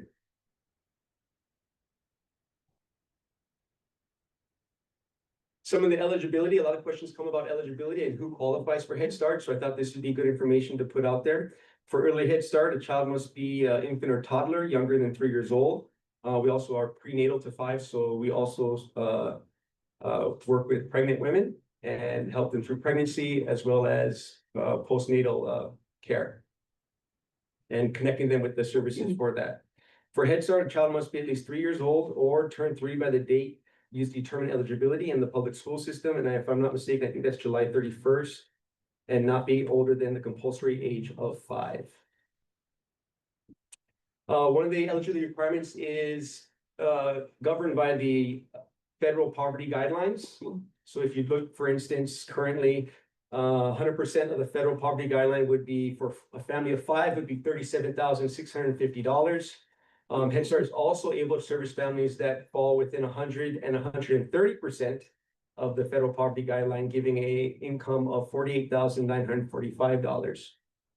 So the way this works, and this is an interesting component here, is that 10% of program enrollment can be above the federal poverty guidelines. So we can serve above that, but only 10% are eligible for that. And an additional 35% of Head Start enrollment may include children that are between this 100 and 130% of the poverty level. Now, this does serve some challenges, as that across the country, using a federal guide to govern poverty levels is not something that's geographically relevant all the time, because the cost of living can be much more in different regions, and Hawaii is definitely a big factor in that and what it costs to live here in Hawaii. So there is the Head Start housing cost adjustment, which allows families to deduct from their income mortgages, rents, utilities, and the cost of living that could then help them qualify if they don't initially qualify for the program. So some of the comprehensive services that we offer to our families, for one, most people know us for our early childhood care and education, as well as extended full day care services. We do offer free meal and snack programs, early and periodic screening, diagnostic and treatment, IDA, early interventions. 10% of all IDA eligible children, or 10% of our enrollment needs to be IDA compliant. So we're tasked to actually serve those communities as well. And a lot of this is done in partnership with our agencies across the state, and we are referring agencies. So we help families navigate the system and apply for these services, including things like Medicaid, MedQuest, the Supplemental Nutrition Assistance Program. If you are receiving SNAP benefits, you are automatically Head Start eligible regardless of income. We try to connect families with temporary assistance for needing families. TANF, Women, Infants, and Children Supplemental Nutrition Program. We work with homelessness assistance with McKinney-Vento, which also has priority enrollment, where we try to assist families with transportation and housing transition assistance. Our programs do an excellent job in doing that. And children in foster care automatically also qualify for Head Start services and enrollment. And we also have employment counseling services, job readiness training, and tuition assistance for our families. So those are the wraparound services that. Yeah. So these would be the wraparound services that our programs will connect families to, so that they're not just in the classroom, but they're also getting those economic services outside, health, nutrition, to create a greater home environment and a place for the child to thrive at home and at school. Currently, the Head Start Association of Hawaii, I'd encourage you, if you're looking for an opportunity to support Head Start, the Head Start Association of Hawaii is putting out a survey to families. And so if you wanted to take the opportunity to look at this QR code, you guys can do that, and also contact the Head Start Association of Hawaii for further opportunities for advocacy. And last but not least, I wanted to leave the board with this quote from Robert Piper and Ryan Kusumoto, two of our executive directors from PAC and HCAP. And they say this: Head Start offers children safe, nurturing environments, nutritious meals, health and dental care, early intervention for keiki with developmental delays or disabilities, access to mental health resources.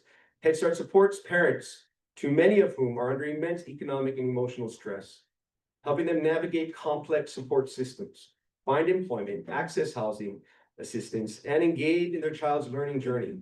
Head Start is not just early education. These programs are rooted in communities and offer culturally relevant, family-centered care. So we want to thank the board for the opportunity to share this, and we thank you all for your support. Thank you. Thank you. Do you have anybody on the board have questions for Ephraim on Head Start? I just want to say Head Start is amazing, and it helps my patients every day. I see them get so much medical health benefit from it, not just developmental too.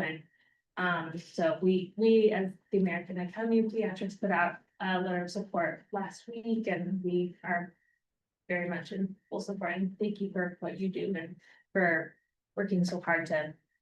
Head Start going. Thank you. Where did the pediatrician send the letter of So support? that actually is a question. So I actually sent it. Well, I was one of the ones that wrote it. We got an email from someone on Maui. I think her first name Was it Debbie? Am I wrong? It was Ashley. I can find it right now. Mm.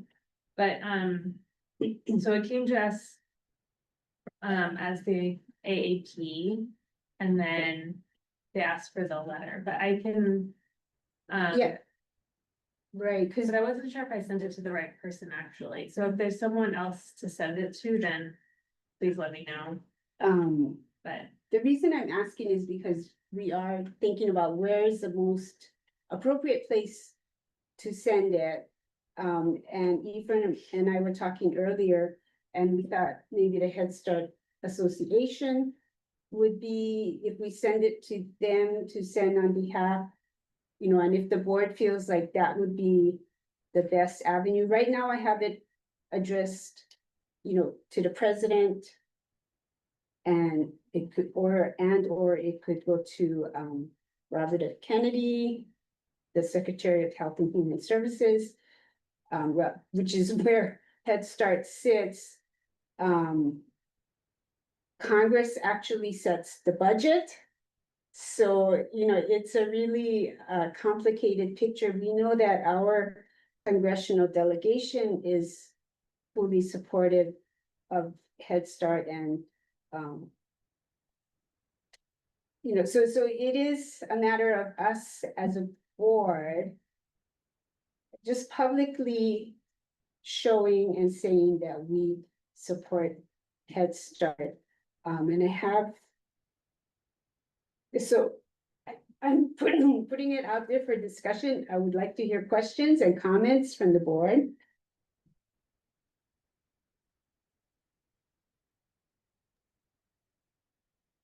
I just want to also extend my mahalo for all that you do. I pray so much that this continues because it is, we all know it's literally thousands affected by this, not just in Hawaii.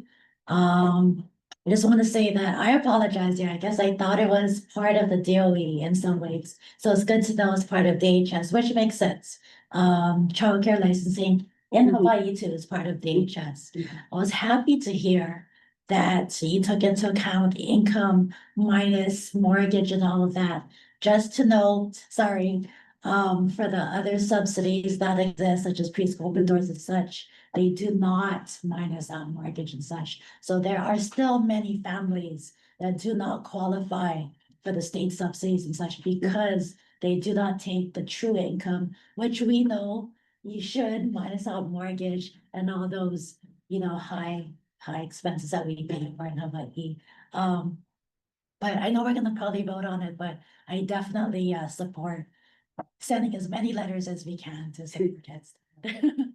Thank you. Hi, Elaine, this is Joni. I support the board, the board's memo to, or letter to well, I guess Ben suggested we send it to RFK or our congressional delegation. But yeah, I think that it's important that we show our support. Thank you. Elaine, this is Stephanie. I agree. I think Ben in the chat suggested sending it to Secretary Kennedy and our congressional delegation. Might be worthwhile checking in with our congressional delegation to see if we should also send it to the chairs of the Senate and House Appropriations Committees, and then the Senate Help Committee and the House Education and Workforce Committee. Yeah. Can you email me all those things later so I make sure I don't forget? The money and the education committees, basically. Money and education. Okay. Appropriations and education. Elaine, were we able to get information or input from our delegation? I didn't have a chance to check. I will try. I'll work on that. I wanted to kind of get a feel for what the board really wanted, and the collective manao of the board. But thank you for reminding me of that. We would check in with them. Yeah, I just want to, sometimes the delegation might have a strategy around the whatever administration is in office. Sometimes saying certain things directly to the leaders is not always the best, but whether they support or not, it's just good. Just a good idea to get feedback from them on how best to do this and whether or not doing so is best for Hawaii. Mahalo. Sorry, Elaine, just to build on that too, it might be worth checking with other state boards to see how they're reacting, and if I always think a letter with multiple state representation can go further. But just want to also echo what Kelly suggested around checking with our delegation. Thank you.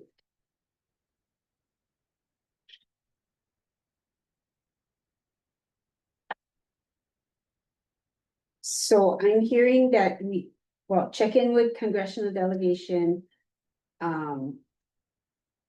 It sounds like that might be the first step. And the suggestions that are coming up are to send to the secretary and to the heads of congressional appropriations and education committees. But we need to run that by the congressional delegation to see if that would be, if there are any repercussions we don't know about that would come into effect. So really keeping in mind what is best for Hawaii. But I'm glad to know that I'm hearing that people are in support. We will, before we entertain a motion and vote on it, any comments on the letter so far?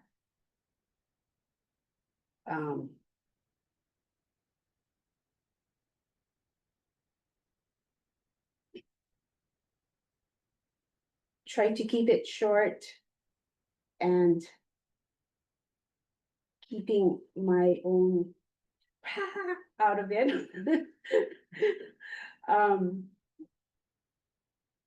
But are there any comments in general or edits, or do you feel like this is, if we send the letter and figure out who to, then is this an appropriate tone to take? I did add my own personal experience because I feel like stories help add something. It's not just coming out of a vacuum. And really to see the success of many of our parents that have come through Head Start and are now healthy family, I mean, they were always healthy, but they now are in a different economic place. Their children will not qualify for Head Start.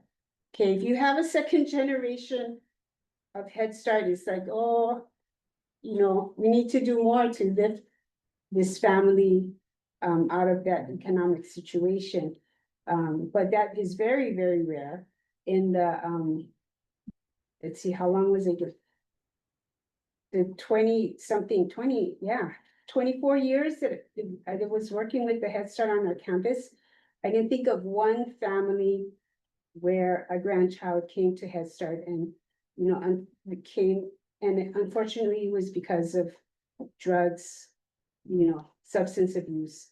But, one family in all those 24 years, I thought that was really remarkable that really 99% of families went on to a different economic place. Seeing that,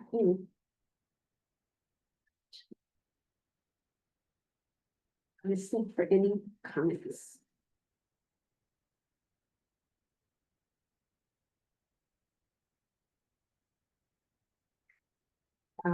I can't see chat, nothing in chat. There's a question right there from Jordana. Oh, okay. Jordana, would you like, Sorry, I cannot see it, so. What's your comment? Just asking if some of the data can be broken up by county, and if so, then I can see if we can also either tap into this or submit a letter of support as well from the city. So you would like, data by county in the letter, or are you just asking for, so if you want to submit a letter? I mean, if you folks can include in the letter too, that might be helpful, just because congressional delegates also have different areas, or to do it by the congressional delegation divisions. But I think if the goal is also to just have more letters of support, then you folks from the state side can do that, but I think county folks might be able to help as well if we can get county level data. So just wondering if that's possible. And I can reach out to Ben or someone else too to talk offline about it. Okay, so is that, I'm sure we can get that data. So thank you. Thanks, Jordina. Any other comments?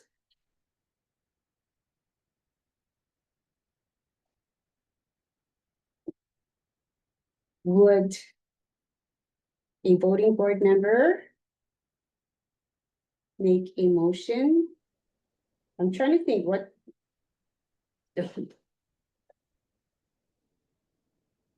Because we're uncertain about how to, who to send it to at this point. I'm thinking that if someone wanted to make a motion to approve a letter being sent in support of Head Start by the Early Learning Board to the appropriate party or parties, that might be the way to word it. But if somebody else has a better, I can't make the motion, I'm just saying, I would love to have somebody make a motion.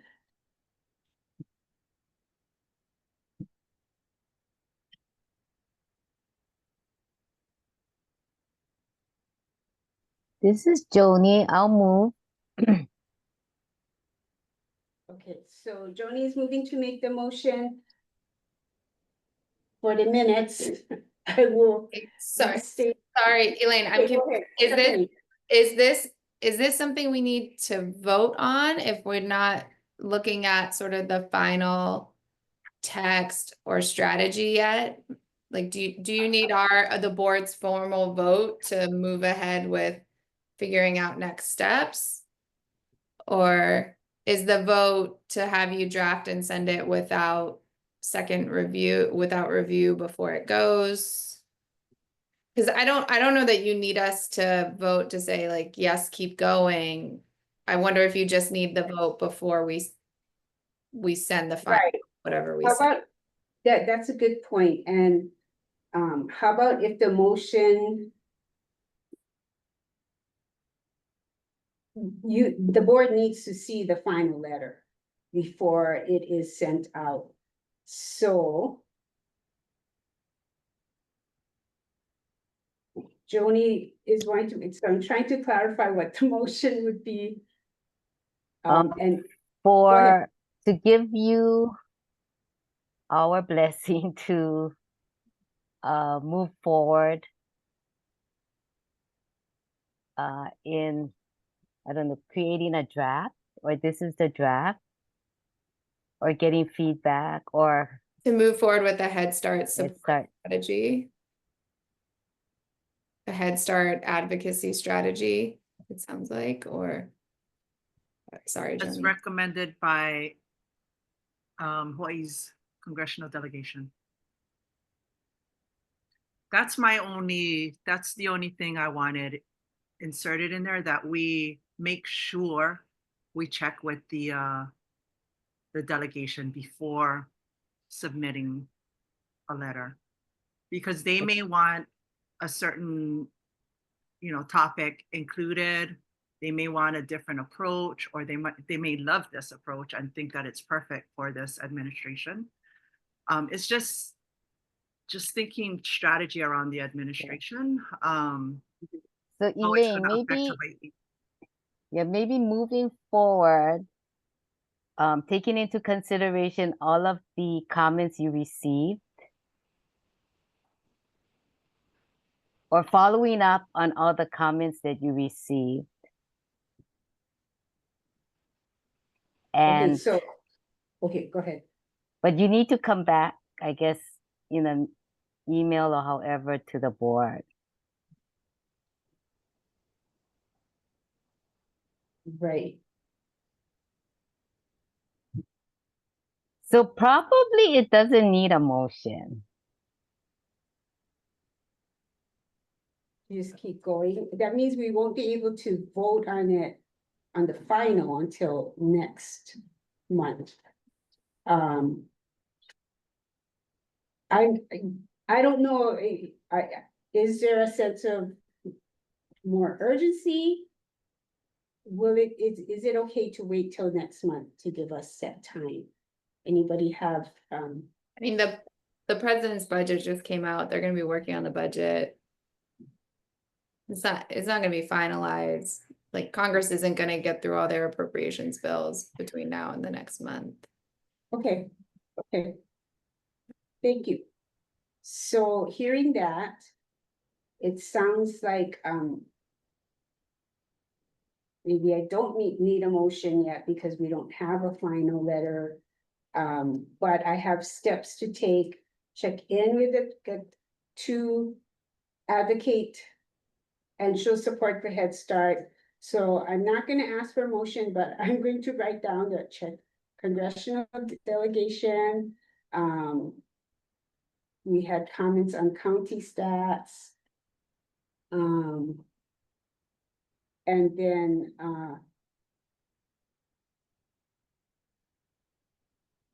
then the letter can be, once we decide or get feedback on these issues, especially for the congressional delegation, then I can come back next month with a more close to final letter that the board can vote on. Does that make sense? So no vote today. We have steps to take, and the vote would be taken next month. Any And objection? I don't be, sorry, excuse me. It's No, Kelly. go ahead, go Sorry, ahead. Elaine.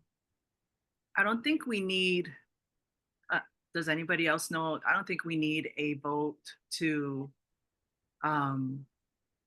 support the chair's advocacy for Head Start at the congressional level, because her just speaking to the congressional Right. delegation is lobbying. Would we like to vote on that? Do we need one? Stephanie, are you aware? I'm trying to. I don't know, because we're not asking her to lobby. We're not, We're not. she's but not, she she's not lobbying, she's just asking. She is already, it's technically lobbying by speaking to the congressional delegation about supporting, how to support, when should we support, what do we do to support, do we support or not? They can take it as a cue of support. So it's technically lobbying at that level.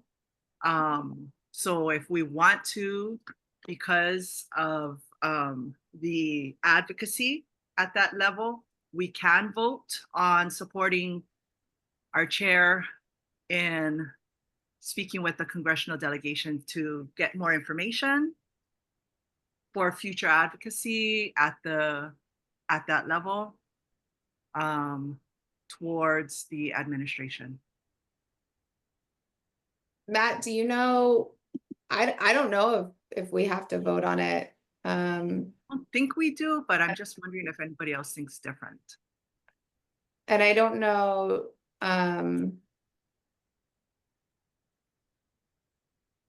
yeah, I don't know. Is Matt still on?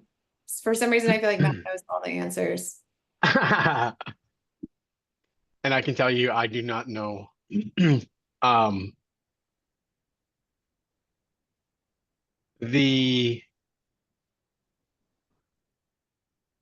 There's some nuance in the difference between lobbying, advocacy, and informing.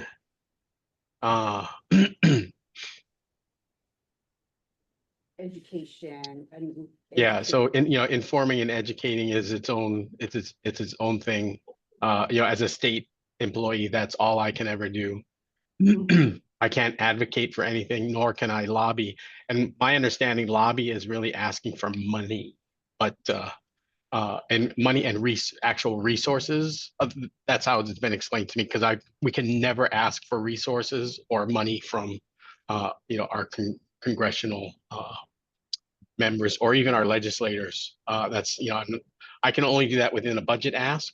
I can't do that individually to a legislator, or I'm just explaining how I know this or understand this.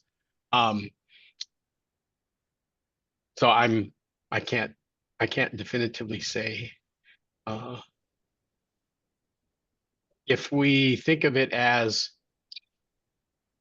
similar to writing a letter of testimony,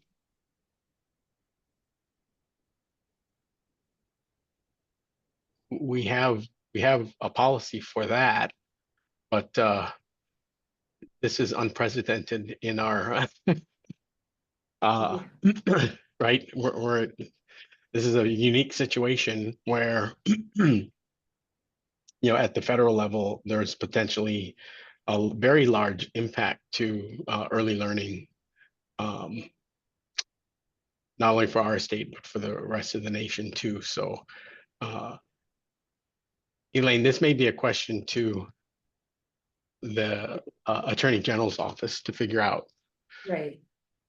what the step would be, or where we are on the spectrum of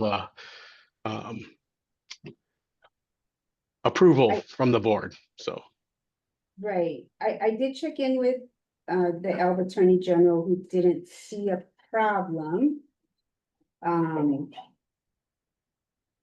Jordana, I do see your comment in the chat, but I'll take that for further down the line, but we can't address it right now because it's not on the agenda.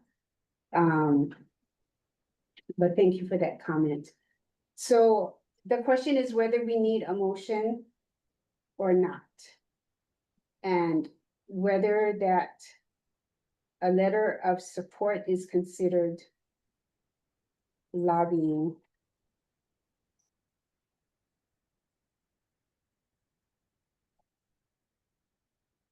I think the letter of support is pretty clearly lobbying. Yeah, it is. Asking for specific action on a specific piece of legislation. Yeah. So as a retired lobbyist, the letter of support is clearly lobbying. Your action in speaking to the congressional delegation about the letter of support is technically an action within lobbying. Advocating is lobbying within the congressional delegation or within Congress, within the state. Anytime you advocate for anything that, as Jordana has noted, as it relates to lobbying of laws or policies, this, even if the policy or action comes after the request, it then turns into, immediately becomes a lobbying effort.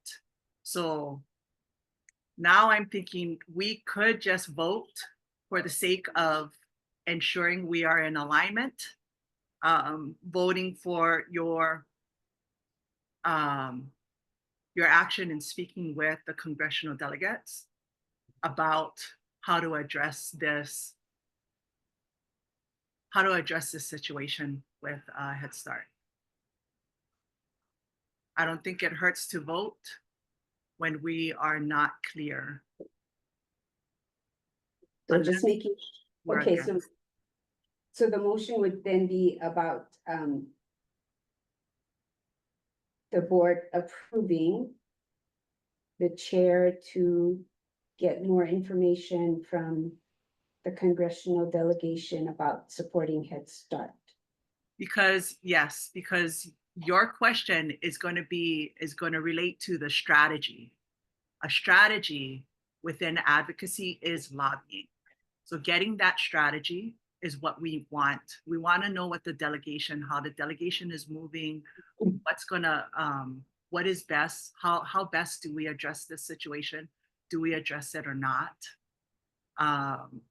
So gaining that understanding, that's lobbying from the delegates, getting that understanding from them. And so with board approval, that would make it okay? So I'm trying to consider, trying to think about if we need, my original question was, do we need to get board approval? I didn't think we do, but as we were speaking, I'm just realizing that it may be best to just get a board approval for the action of addressing the strategy with the congressional delegates. So I'm thinking it doesn't hurt us to get board approval to agree or disagree in our chair speaking to the congressional delegates. And Joni, would you withdraw your motion? Sure. Okay, thank you. I will. Kauyi, can you make that motion then that you just?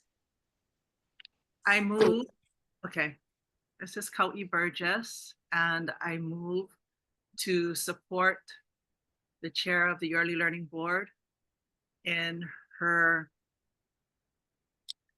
advocacy to the congressional delegates relating to how to address sending a letter of support in support of the Hawaii Head Start Association. Is that clear? That's so long. No, I think that's clear. Is that okay? So. Okay, and can I I'll have- second that. Okay, thank you. This is Joni. Hello, Joni. Any more discussion or questions?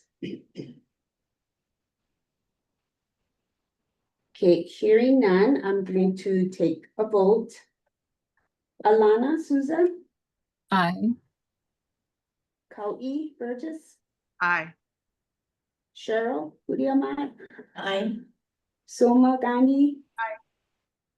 Lindsay Hitak. Aye.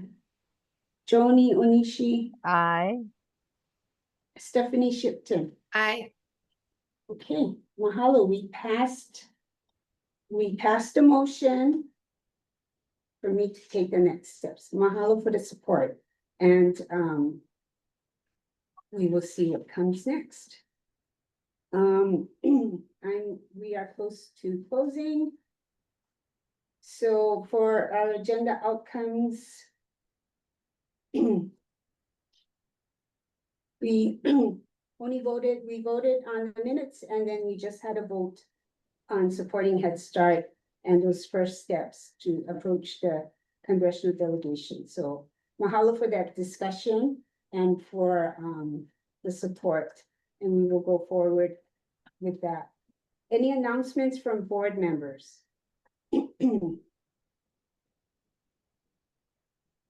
Any announcements from members of the public? Okay. Mahalo again to Christina Cox and Lynette for the use of this space. We really appreciate it. Thank you, Kevin, for the support, the tech support. And for today's quote is, to listen well is as powerful a means of communication and influence as to talk well. So something to think about. So mahalo, everybody. Meeting is. Mahalo. Bye. Bye.